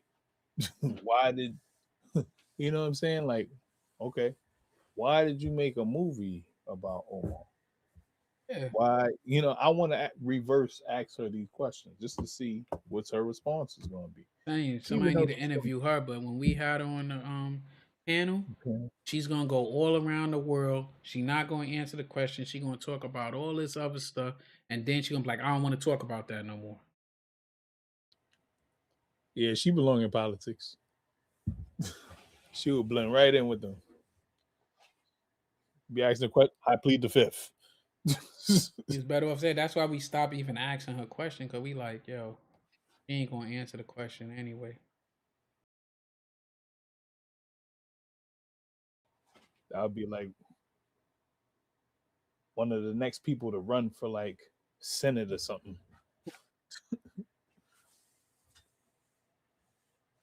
And be surprised. I'd be surprised because you, well, not Senate. That's slow. Ain't that Yeah, slow. some local branch in her district.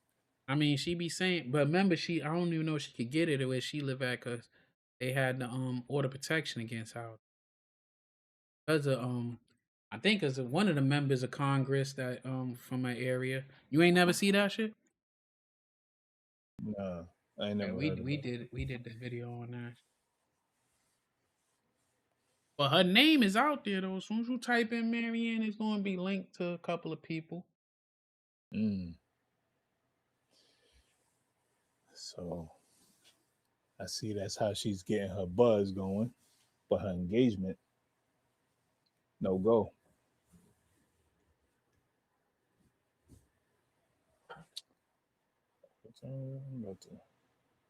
Yeah, she bugged the fuck out though, bro. Gotta get me a snack or something. You know, this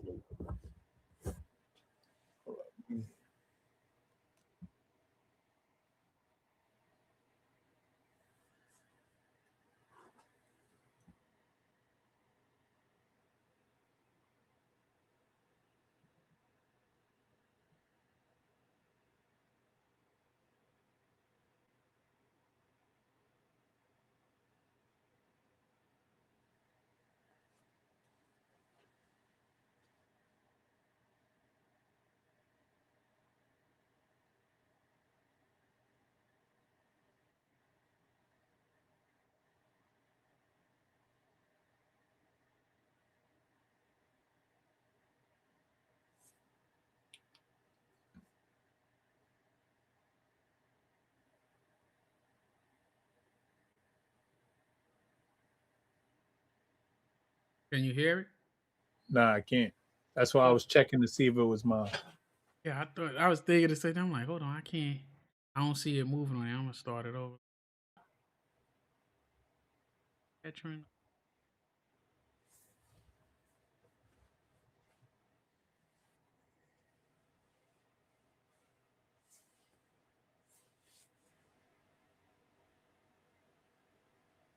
See about. Hold on. There you go. Whoa, that shit.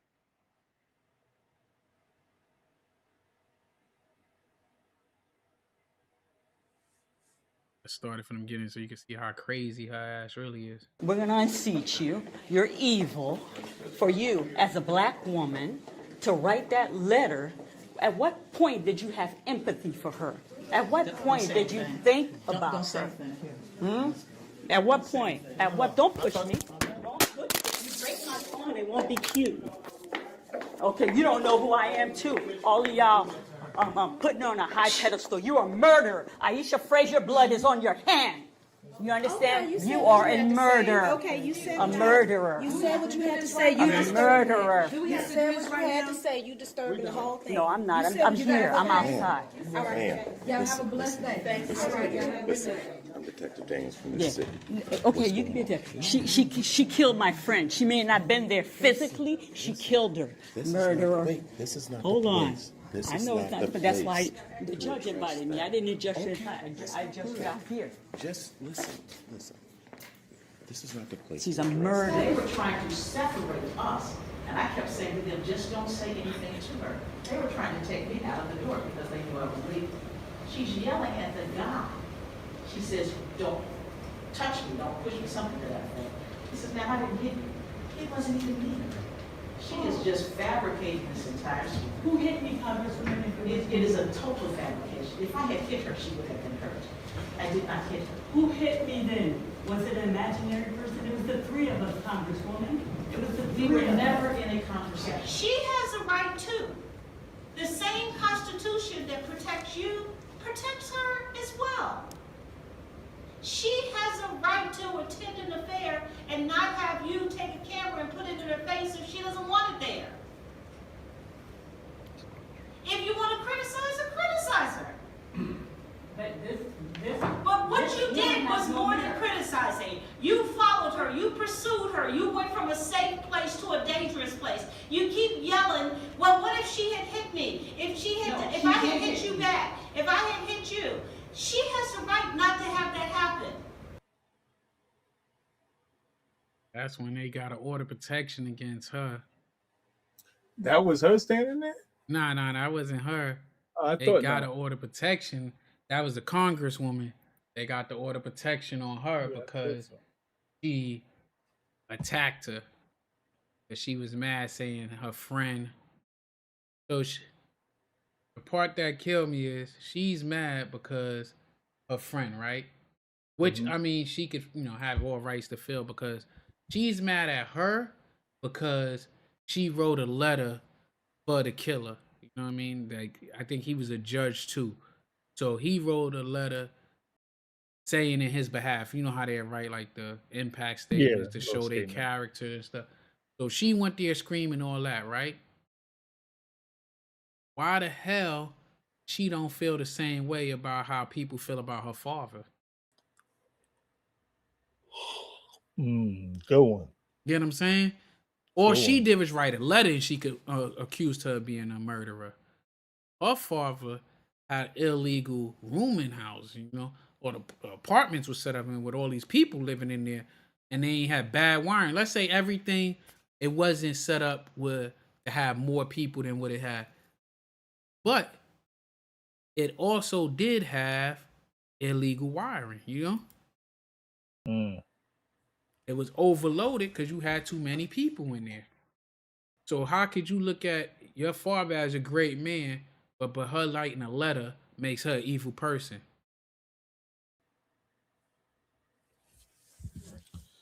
Don't make sense at all. She's just all over the place, bro. Yeah, all of them. They whole little clique. Shout out to Enterprise Entertainment. They whole little clique is all fucking scammers. She's a scammer. He's a scammer. All of them are scammers, man. Told you when I went back to that school that last time, that's when I walked in the back and I'm like, this shit is just as bad as it was before. And the same bags of trash been out there. That same bag I seen in September is still out there probably.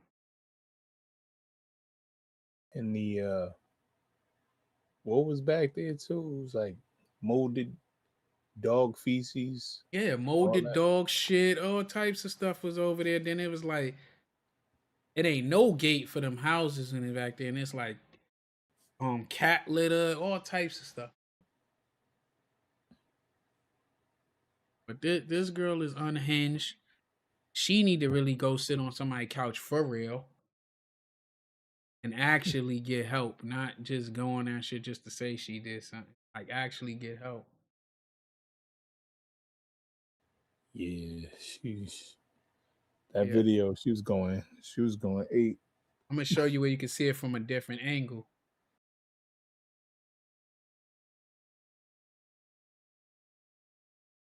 He's a real sick cookie. Thanks for the super chat. Appreciate you.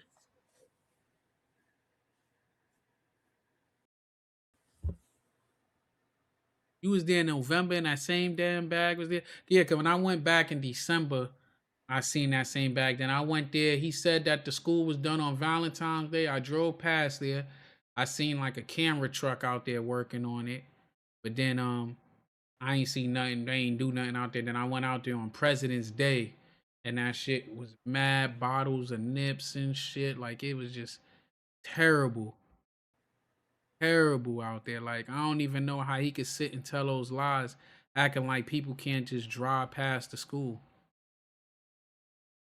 Like it made no sense to lie. He tell blatant lies. That's the part that killed me. Is he tell blatant lies that anybody can let's go by, and there's people just fall for that shit. It's a shame. But this is what keeps his charades going, because people believe in it. They put energy in it. So, like 12 years later. I appreciate the work you do, putting him on blast every time he go live to debunk his shit in real time. He be out there. He be on it. As soon as he do a video, he come show that motherfucker was lying.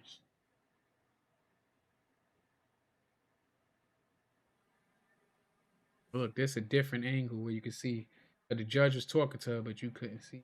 You slapped me with your backhand, the phone went flying. You hit me. That's a fact, Congresswoman. That's a fact, okay? Congresswoman Marcia Fudge is in court seeking a protection order against 45-year-old Mary Ann Lorient. Representative Fudge told the court she was leaving a public event in January when she was confronted by Laurian about her support for Lance Mason. Yo, you seen the judge was sitting there laughing at shit? But yeah, this the judge right here that killed the other one. Killed the other judge. Mason is the former judge and Cleveland City administrator, now under arrest for the murder of his former wife, Aisha Frazier, following a long history of abuse.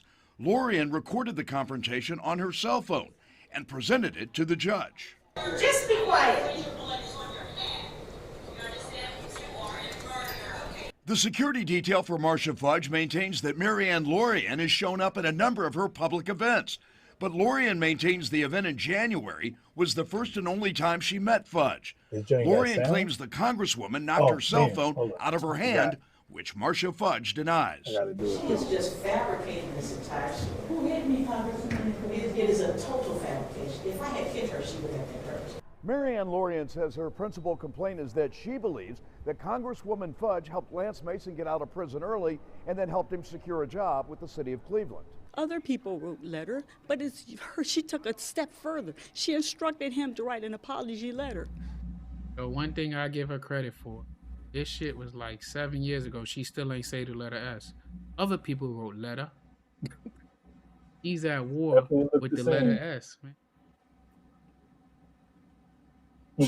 And then, okay, she instructed him to write an apology letter. Like, that would seem like step one is to apologize and take accountability.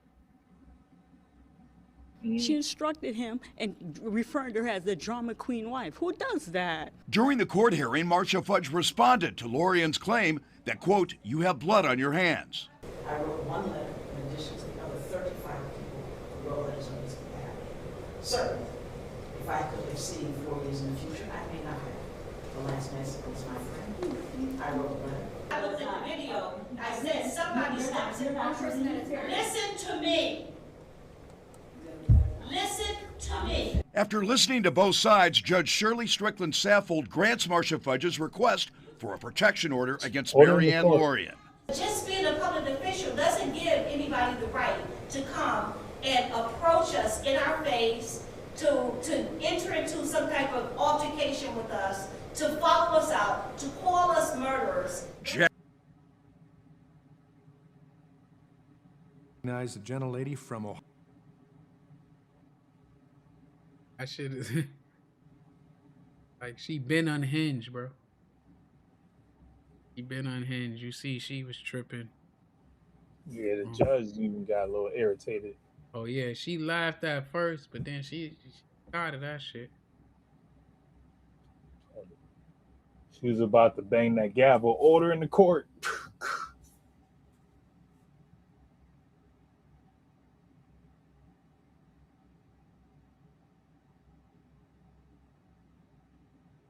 Super chat. Fuck for me. Super dope. Yeah, man. I always I don't know, I ain't paid no real attention to her when she first came out. You know what I mean? When I heard the story, I actually believed that he was trying to take our house and all that, because it seemed like some dirty, rotten shit he would do, you know?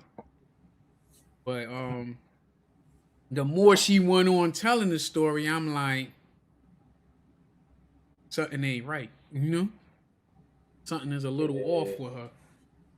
You know, I just felt like something was a little off, and then she started telling more and more story, and I think definitely makes you want to question everything and everybody, because people don't be sounding like they be authentic. It's crazy. Once you start really listening to them. But there's another dude that I came across him. He's some damn pastor, and he's a wicked soul too. But like he worse than all of them.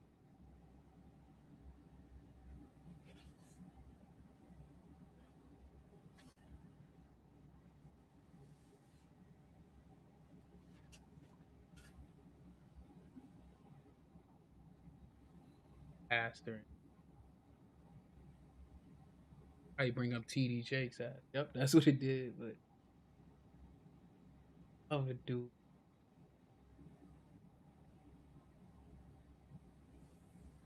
She definitely is a crazy lady with her antics. But I feel like they still be working with Umar. Because she like, he gonna open the school, watch. Like she was just screaming that last week. Now she's going all against that.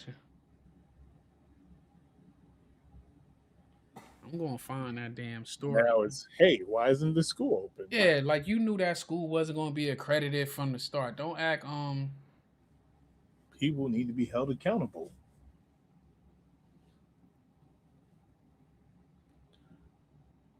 Yeah. She need to be held accountable. You part of that cult of his, man.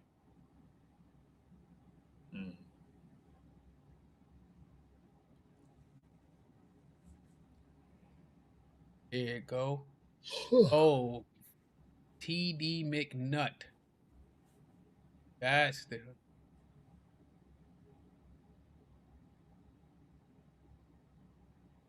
use the inappropriate relationships, man. This is like a month ago, I guess. This all came out about him, but I'm like, I want to put my foot on other people next. He definitely on the radar. Yeah, this dude, this would kill me how these cats be giving themselves these holy names that they apostles. And remember the other dude supposed to been apostle, and he had the whole damn sweatshop going. Yeah. Enterprise. So sweatshops. Yeah, where he wasn't letting Sounds them. like a slave master. It sound like.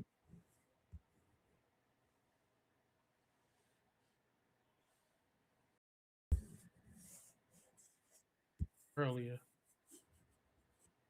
who was like really bugged out. I don't know how like we don't be catching these cats with it. I just hate when I see kids, old folks get taken advantage of. Yeah. Crap I hate ain't it never too, man. opening. Yeah. I've been really stopped fucking with the Breakfast Club years ago. I've been stopped watching they shit. They shit funny Stein. If you look over the Breakfast Club the last couple of years, there been a lot of scammers on there. Umar, Jay Morris.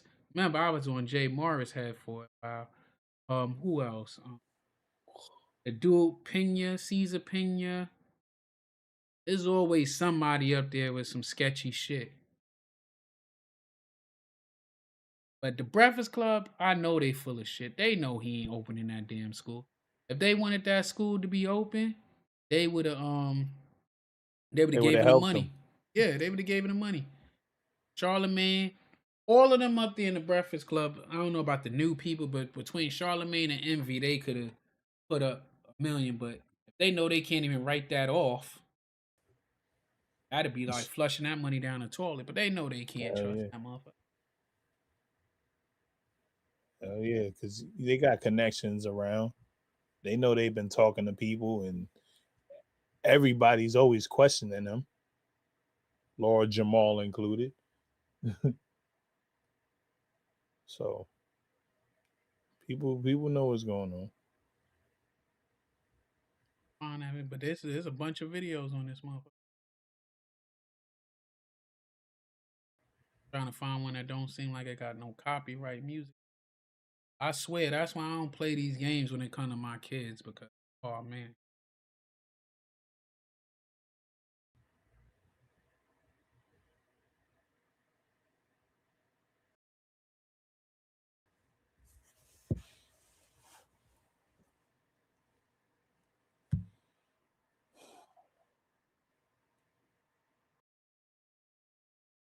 That's this.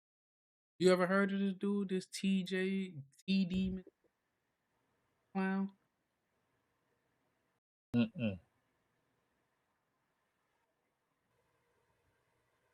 That social media users are bringing awareness to involving a pastor from Florida by the name of TD McNut. McNut currently has 2 teenage boys, Cameron and Quinardo, who goes by Junior, living with him due to alleged hardships the boys' parents have suffered. And I'm not sure, but from what I've seen, it seems as if Cameron and Fuck he did to them boys' eyebrows.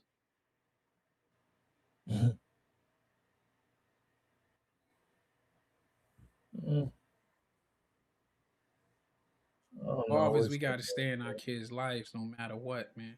Quinardo are not related. Back in December, McNut was arrested on charges of a child without great bodily harm after Junior disclosed to faculty members at his school that he was allegedly being mistreated at home. Junior was removed from McNut's residence and an order of no contact was issued. During the time where no contact was in effect, McNut was reaching out to Junior's mother, allegedly inquiring about his well-being. Now, the allegations are already bad enough, but this situation gets even weirder because Junior's mother, Carmisha, is McNut's cousin, whom he calls his sister, and apparently Junior lives with McNut, but McNut and Carmisha co-parent between homes like they're a divorced couple. I don't know the relation between Cameron's mother and McNut, but he does have a post on Facebook where he claims Cameron's mother as his sister. Fast forward from December to February. That sounds suspect. Yeah. They on some weirdo stuff. Claim his mom as his sister. Like But they what? saying that's his real cousin, but they saying that the kid stayed with him during the week and the mom on the weekend. But the kid ain't supposed to be his or no relation. Yeah, that shit confused me worse than how we came up. When you call somebody your sister, your brother when you was just close. Yeah, but this fool, he looks suspect. At least suspect to me. He looks suspect. February, the no contact order was dropped, and McNut decided it was a good idea to go live on Facebook to make Junior apologize for the allegations of mistreatment. I greet you in the name of our Lord and Savior Jesus Christ. Praise the name of Lord Jesus Christ. Apostle Dr. TD McNut here. Carmisha Irons. Cameron Johnson is here. Quinardo Gates is here. Glory to God's name. Hallelujah. So we want to come live, glory to God's name, because we want to teach our son, praise the name of Lord Jesus Christ. We want to teach him how to correct things. Glory to God's name. We want to teach him character. We want to teach him respect. You know, that's the kind of family we come from. Glory to God's name. We were taught that in Mississippi in our upbringing. I want to speak. How the hell do he got this little boy apologizing in front of the world because he reported some shit mistreatment? I'm not understanding that. What do you think about that? I mean,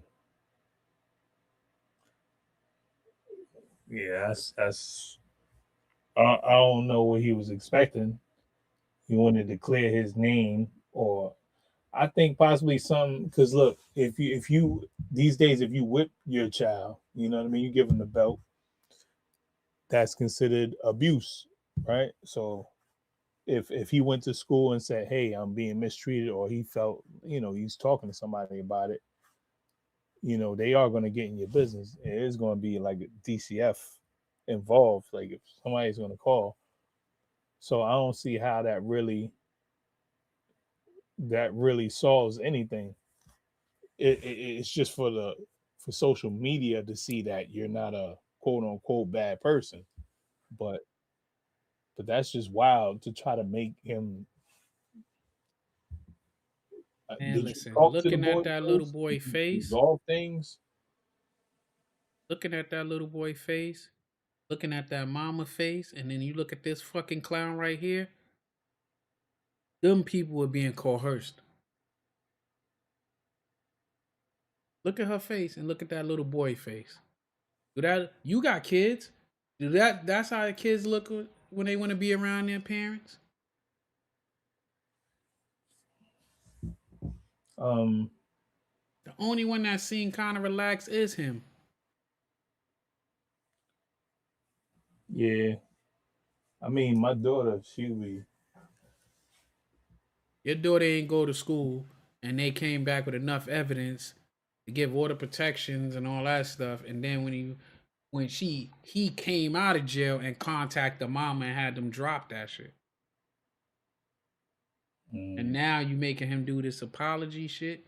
The church probably was like doing a whispering and stuff, and now he trying to save face. But I don't even. I can't even. Now I need to find like a shorter damage video. control. Yeah, that's what it is. Cause he's trying to, get control of the narrative because it's spinning out of order. Mm-hmm. Out of control. I mean, you could look at that little boy, tell something ain't right, and I hate that. Like I said, I really hate people take advantage of kids, man. They can't, they can't defend themselves. They can't. Yeah. Can't do nothing. So it's like kids, old folks, women. Like, come on. I hate that shit. I ain't even gonna hold you. I thought I could go through the video. I can't even get through that shit. That shit's pissing me off just even seeing that little boy face, That dude is a weirdo. Like, what? First off, mothers, don't be just entrusting your kids with any old body. Anybody. I don't give a damn. Yeah. Yeah. You don't know what kind of people out here take advantage.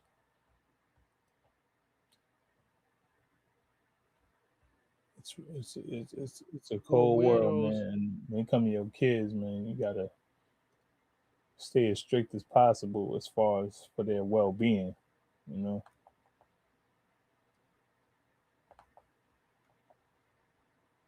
There's more weirdos out here than stand-up people. That's the sad part.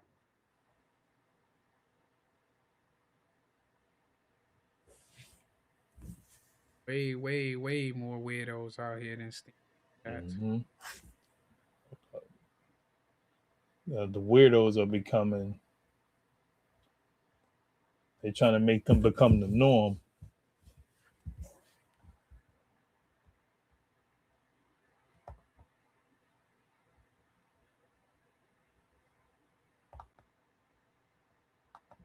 You're not fooling me, though.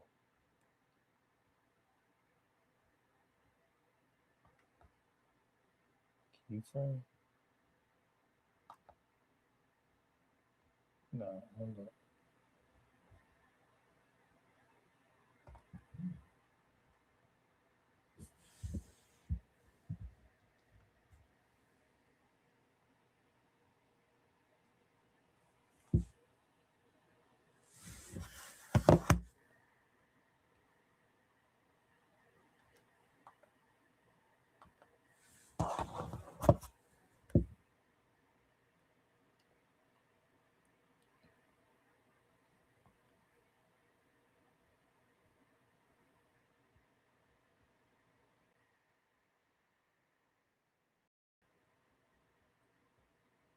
Yep. Yeah, I'm here. I couldn't even look that demonic joint had my computer locked up, man.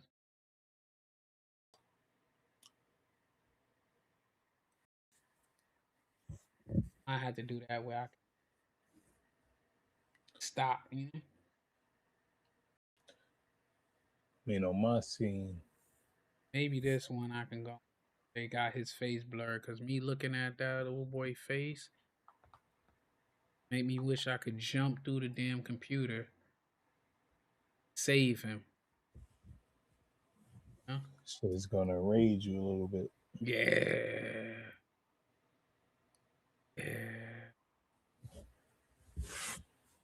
This Start making you feel like when we seen Roots the first time, we was like, oh.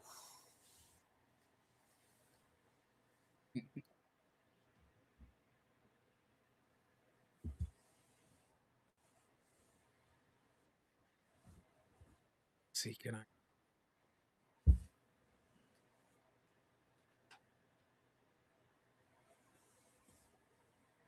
This boy right here has put us through some horrendous situations. I don't live in the same home Carmisha lives in. She has her own home. This is my home even currently that we're in. We feed him, we clothe him, we talk, we pray, I'm talking about y'all. Well, he has lied, manipulated, turned situations horrifically into horrific circumstances. Good morning to you all. Apostle Dr. TD McNut here. Glory to God's name. I came to make my confessions to you this morning. Hallelujah. I'm guilty. Before we get into all this mess, one thing you need to note is that just that I'm guilty, right? I came to make my confessions to you. That's what I heard. Oh, he said I'm guilty, and then she cut it. Okay. because somebody uses Jesus' name, uses God's name, does not mean that they aren't operating in ego, control, or even manipulation. So you're gonna hear a lot of that from this guy. Being a pastor doesn't automatically mean that you're called, and it definitely doesn't mean you're safe. This is where discernment comes in. Stop judging an individual simply by their title, because this guy goes by pastor, he goes by apostle, he goes by reverend. Watch how they really act, watch their actions. Do they take accountability? Do they have integrity? How do they treat people with less power, in this case, children, and whether they hide behind God's name just to dodge questions? These are the types of people who make the rest of Christians, followers of Christ like myself, look bad. So what am I gonna do? Call them out. Today we're gonna be talking about Tarence Bailey McNut, and this rabbit hole is deep. So go ahead and get comfortable. Oh no! This is gonna be the timeline in which I was uncovering stuff. This post was made in October 26, 2024 with the title, "Last night after midnight, we surprised him." This is the video that raised a lot of eyebrows as well as my own. It just gets worse from here. Also a disclaimer, there will be mention of commonly known as essays so we don't get censored, as well as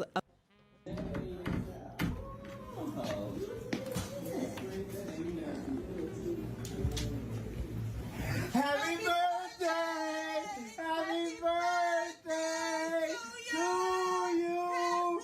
Happy birthday! You 15! Happy birthday! I would get annoyed with that. I ain't gonna hold you.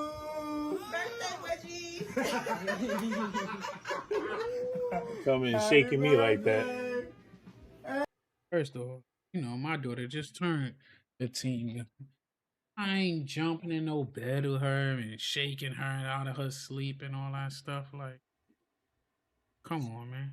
That's what I'm saying. I'm like, yo. The annoying, disrespectful. You a grown man. You don't need to be rubbing on that boy legs and stuff. Yeah. Everybody got their thing, right? I can't be doing that. I like to give my kids more space than that. 15 now. Yes, you is. Hey, now, hey. He said that. What you doing? That's right, go to sleep. Hey. You peed? You peed on yourself? They videotaping this. Oh. Happy birthday! Happy birthday! Yeah! Happy birthday! Happy birthday! Yeah! Oh, happy birthday to you! You know you were All right, where's the gifts? Shouldn't they go in there like, here you go? Just to explain what's happening in the video and what raised people's eyebrows, these two adults jumping on a kid's bed and shaking him up, saying happy birthday, whatever. I wouldn't be making this video if that was just it. However, people and myself noticed where Dwayne's hands were going. Now, when you're tickling a kid, where do you normally tickle a kid? Armpits. You tickle them in the armpits, maybe the neck, maybe the face or something. His hands were going in between Junior's legs. And then the mom proceeds to give the son a wedgie. And I don't know about y'all, but the way she gives the child a wedgie, the look she gives is very disturbing. And as the video continues, you can see Dwayne continue to tickle Junior in between his legs. I'm talking like actually, yeah. Now, to make y'all understand the dynamics of what is going on, we have Dwayne, we have Carmisha.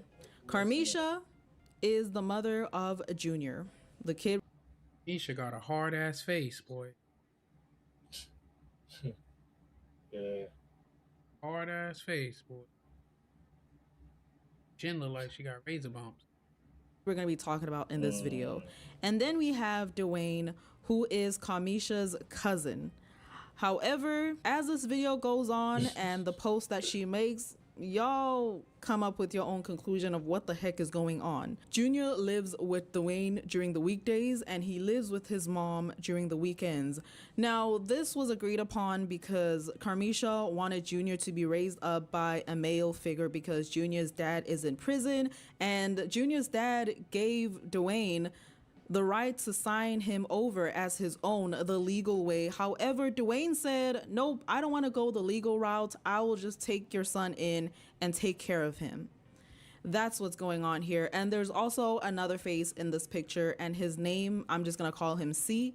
He is 18, 19 now, I believe, and he is Carmisha's other son that lives with Dwayne as well. There's a lot on that too, but that's what's happening here. So if you see me mentioning any of those names, that's what's going on. So that video was October 26, 2024. Now, the internet did some digging and they found out that December 3rd, 2025, Dwayne was arrested for a without great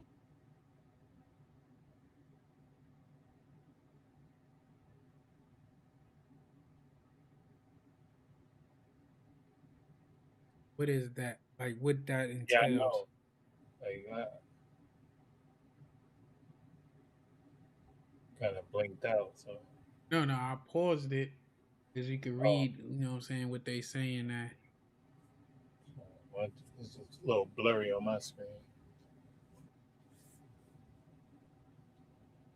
5,000 on. How great by y'all. I mean, that could just be thinking. That's what.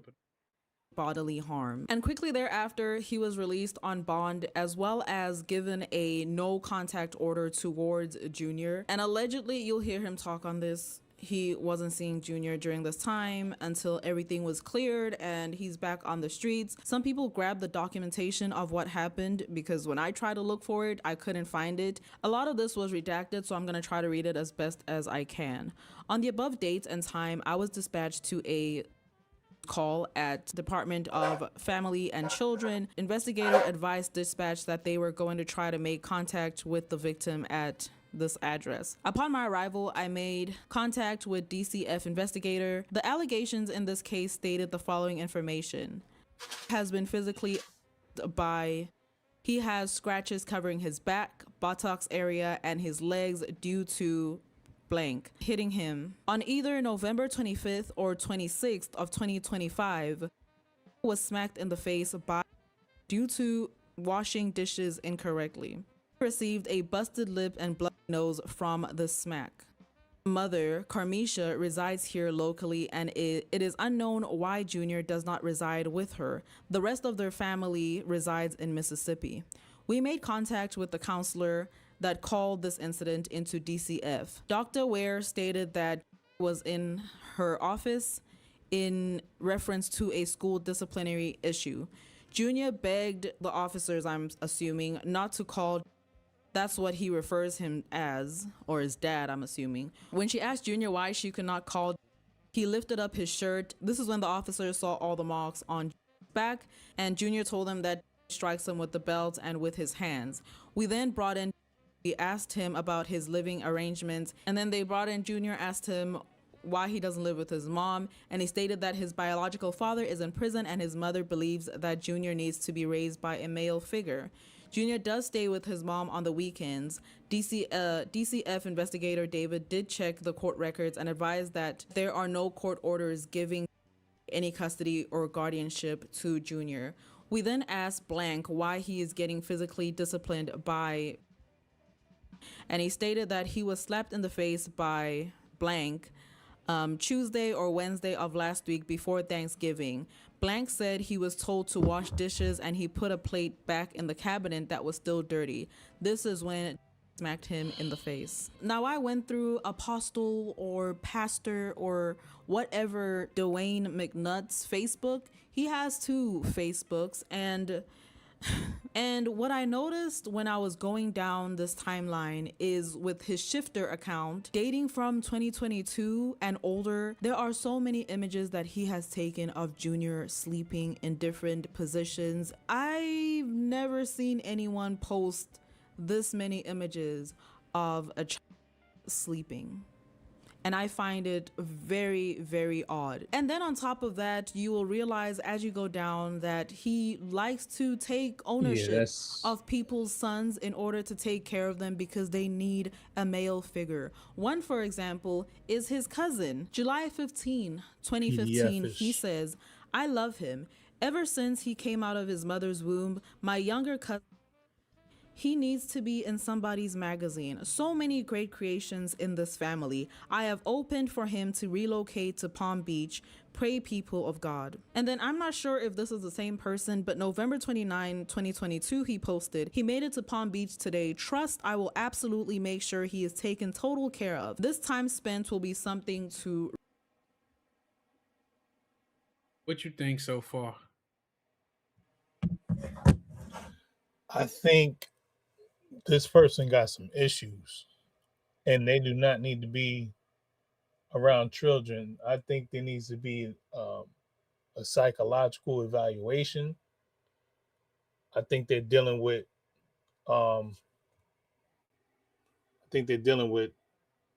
anger issues and a whole lot of other things that's wrong. But I feel like we see this a lot. You know what I'm saying? In today's times, more than ever. See nobody giving away their kids to no fucking weirdo like this. Oh no, that's a whole nother thing. I'm just talking about the weirdo itself. But yeah, that like this, she's got some issues too, obviously, because this is the cousin. His father's in jail. All right, boom. You want him to have a male figure around, which is cool, but for him to live there though, it's like, you know, I could see if she send them on the weekends. Yeah. That's why I'm That like, sounds like she almost ain't want her kids. Or Yeah. Or what I don't know. Like as if How she's did still out that being single or conversation something. come up? But we see that too, where, you know, the person in their second childhood, they gonna do, they're gonna pawn the kids off so they can go run the streets or do whatever they want to do.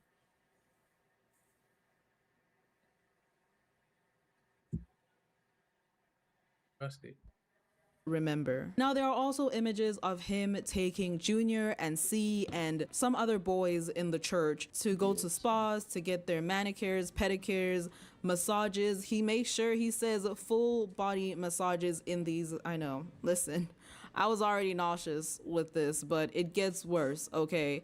And it just continues on and on and on. In October 10th of 2024, there's a caption that says, "It's a blessing to see how one person can impact the lives of so many. Our apostle, Dr. TD McNut, has done only what our Heavenly Father has instructed."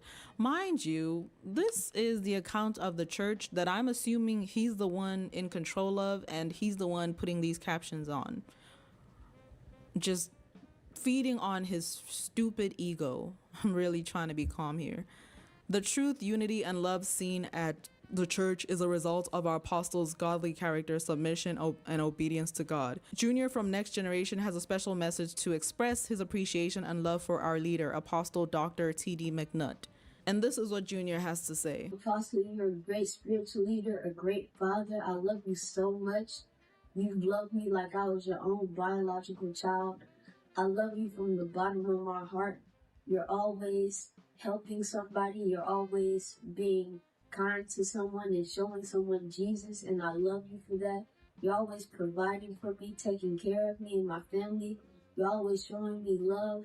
You're always protecting me from anything that'll damage my mind or me physically. I love you so much. You are a great cook. Of course, a great cook. You are a great spiritual leader. You give us wisdom. And only thing I believe that kid said that was the truth is that he liked his cooking. Because Yeah, you could I was tell that thinking shit that was shit too. coerced, because the first thing he said when he got to that part, he like, well, you is a good cook. You're a You great is cook. Yeah, you are a great cook. Like, I Yeah. don't believe none of that other shit, but yeah, you are a great cook though. It kind of sounded like it was coerced, the whole Yeah. other stuff. But I'm like, all of that joint sound coerced. and for the simple fact they're recording him doing that. Yeah, like, come on. It's like, yeah, that already seemed off. Yeah, I could tell they fucking.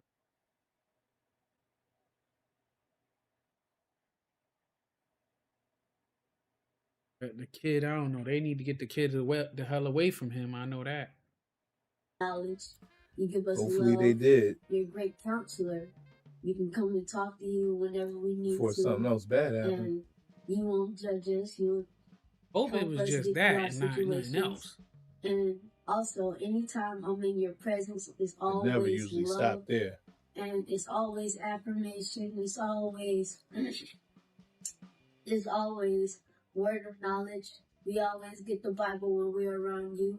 It's never just we go to church and it's all Bible and then we go home and we just do anything.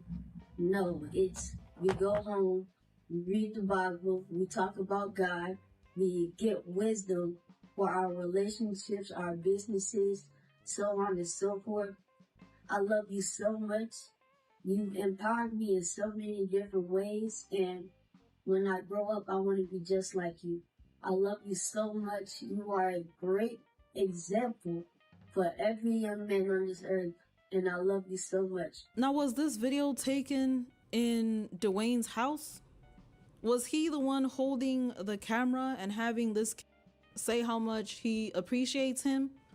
Because he gets weekdays with him and weekends with her. So was this Kamisha, the mom, or was this Dwayne recording the dang kid? Another thing to note, and I'll obviously continue to blur Junior's face, but Junior's eyebrows and Junior's brother's eyebrows are arched.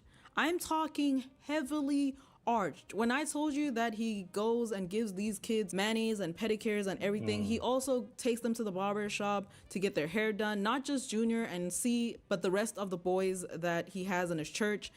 And he arches these two boys' eyebrows like I've never seen before. There's just something about that doesn't sit well with me, especially when I look at the mom and her eyebrows aren't arched. It's almost like he is these boys to be exactly what he wants them to be for him. You can call me crazy, that's just my observation. It truly rubs me the wrong way, especially this freaking image right here.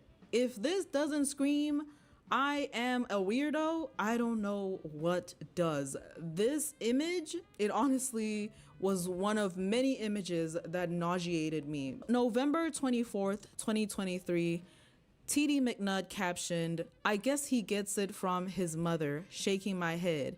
And this is a video of a child scooting his butt on the carpet, back and forth. And you can hear the pastor having his own commentary in this video. I'll play it right here. Yeah, go on, let me see you do it. Pop it. Oh, come on. Look at that. Yeah, pop it hard, Jonathan Jr. Boom, boom, boom. That's it. We gotta fast forward that. Is it the video? Now, thought he was a fucking weirdo before, but hearing that shit, I know he's a fucking weirdo. That sealed the deal. Yeah, that did it for me, man. He's a fucking weirdo. Because that gives you a picture of what else is to come from him. Man, if I tell for everybody, yo, do what you gotta do to stay in your kid's life. I mean, don't get a. They said the father's in jail, right? That means you cannot do something where you gotta go away from your kids. Your kids need you. Yeah. Yeah, you said you was born with arched eyebrows. They went and got their eyebrows arched. There ain't too many barbershops that do that. I don't even know. Taken, not only is it his commentary, it is him posting this, not seeing a problem. He's literally revealing himself in every single post, if not every other post that he makes on his Facebooks. And you know what is very dangerous? Is that this man doesn't see an issue with this. He doesn't see a problem with this. You will see this as we continue watching his videos. He thinks he is right. And when somebody is obviously wrong and they still believe they're right, that is the most dangerous person to be next to. There's another video. I'm really trying here. I'm just gonna play the video. Y'all buckle up. Sing, Junior, sing.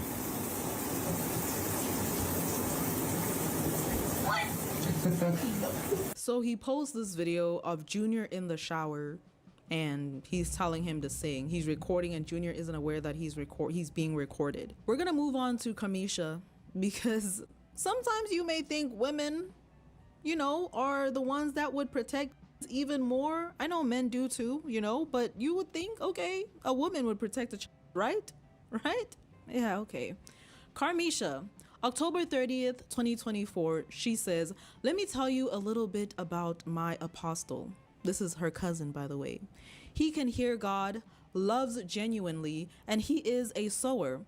Apostle specializes in building, restoring, and bringing healing to relationships. TEWC went to Michigan to honor our leader for Clergy Appreciation Month, and in the middle of that, Apostle Dr. TD McNut did the following," and she lists everything that he's done. Why he ain't got no woman? That's a good point. But the same way you want the boy to be raised with a man, shouldn't you want the boy to be raised around where he could see a man loving a woman, like a two parent household? Yeah. Like you send your kid to a single man's house, So he's really not during the week, learning anything. know nothing about this dude. Scream manly to me.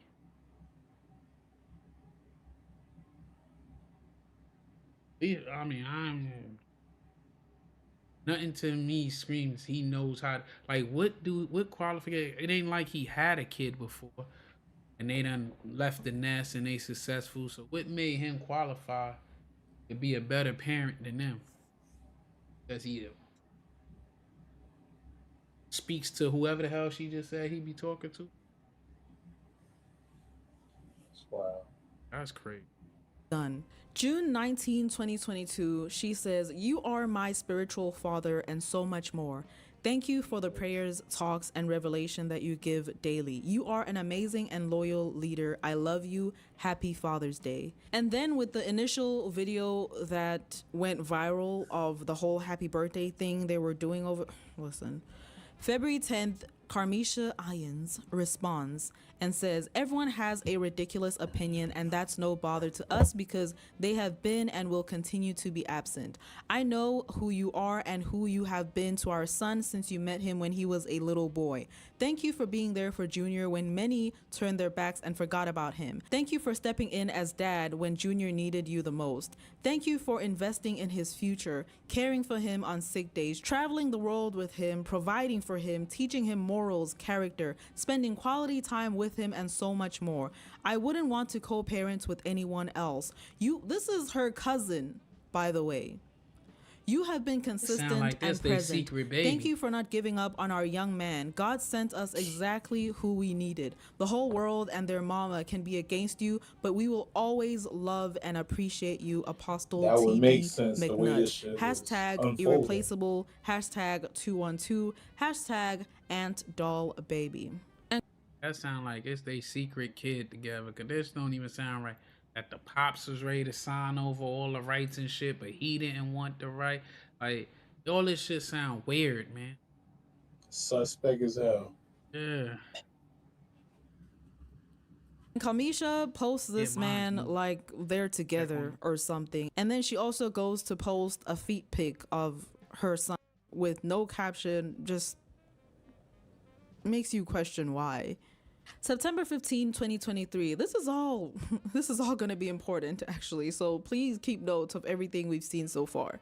Before I went downstairs this morning, I looked through the camera from my phone and Junior was sitting on the red carpet, face towards the lake/patio, praying to Father. I came down and he was still praying when I walked into the room. This is what's up in short. A number of days ago, he made a mistake at school that involved him interacting with another boy against another boy, and Junior has felt broken since then. I had noticed that he hadn't eaten breakfast for the last 4 to 5 days. So I asked him this morning, "Did you eat breakfast?" He said, "No, sir," and further informed me that he hadn't been eating breakfast to deny himself before God and ask him to break any and every wrong way off of him. Shaking my head, he is 13 years young. He said to me, "Dad, I don't want to be around the wrong people that will cause me to do wrong things and disappoint God, you, and Mom. I had no idea that he had been fasting until today. Although I noticed he had not been eating breakfast, Junior understands if you want to get this right, then the Word of God provides the way to do it, and his word is the standard. He, Junior, on his own, went to school and apologized to the principal, the young man that he and the other boy disrespected, and told the boy that tricked him that he could not be his friend anymore. He, Junior, made these decisions on his own. Just train them in the way that they should go. Well, you know the rest. Any mistake can be fixed, and when we love God, each other, and are filled with the Holy Spirit, we can't just go on as if it's okay. The Word and Spirit of God won't assist nor lead in that type of behavior. I am proud of him. February 12, 2025, Carmisha posts, I couldn't let this day end without honoring my leader's birthday. Apostle TD McNut, in these past 46 years, you have created a legacy in the world that we live for generations, and it will never be forgotten. Happy birthday. I love and celebrate you. Now, there's also another post that just rubbed me the wrong way. Dwayne posted, wonderful day at the beach with the family. Today, I'm so glad they are here. In all of these 9 pictures, there is only but one that has adults in the images, and the rest are just children. And like I said, he takes boys out all the time to eat, to buy them things, to shape them into the men that they ought to be, and he is the father figure for these children, according to, I guess, everybody that lets this man go out with their child. November 19, 2023, there's an image of him and C is holding a Vaseline, and the caption reads, we were almost home after getting out of our worship gathering today. Whilst driving, C and I are talking, but after coming to a stoplight, I gently turned his face towards me to see if his lips were chapped. I abhorred chapped lips, and sure enough, they were chapped. No longer was interested in talking, but needed to assist his lips to holiness. As I reach in the console to get him my lip therapy, he said, oh, that's okay, uncle, I got it. And he pulls out an entire container of Vaseline out of his pouch. I looked. I am really concerned for this one. Whatever the heck that post mean. There is also a post in January 6th of 2024 where you can see a bib over there. You guys can see their toys where they were performing deliverance. Now, this deliverance was being done to individuals until going on midnight.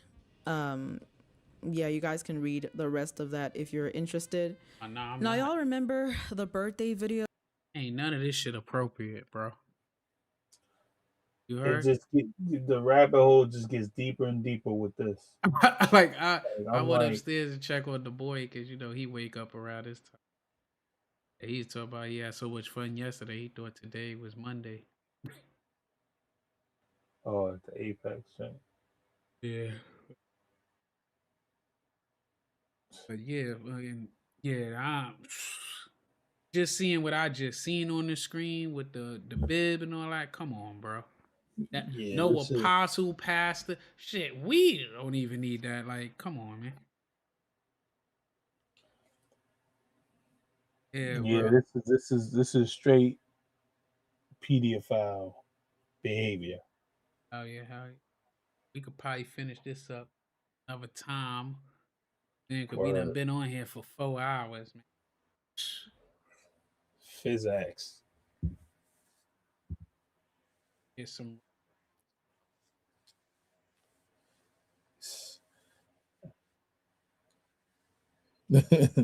That's a fact, but this is shout out to everybody that checked in. You know, everybody in the comment section and all that. You know, shout out to everybody. Show some love to. Indeed.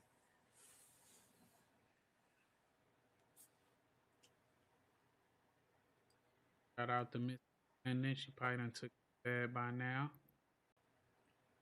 Shout out to Enterprise Entertainment, the good work he do. He up there with his foot on Umar neck and boot on ground. You know, every time Umar go live, he go live right behind him to show that he lying in the same spot, you know? He was just up there. That's the last video I seen. Up there showing at the school, you know, shit is fake. He pointed out things I didn't even know that I ain't even noticed when I was up.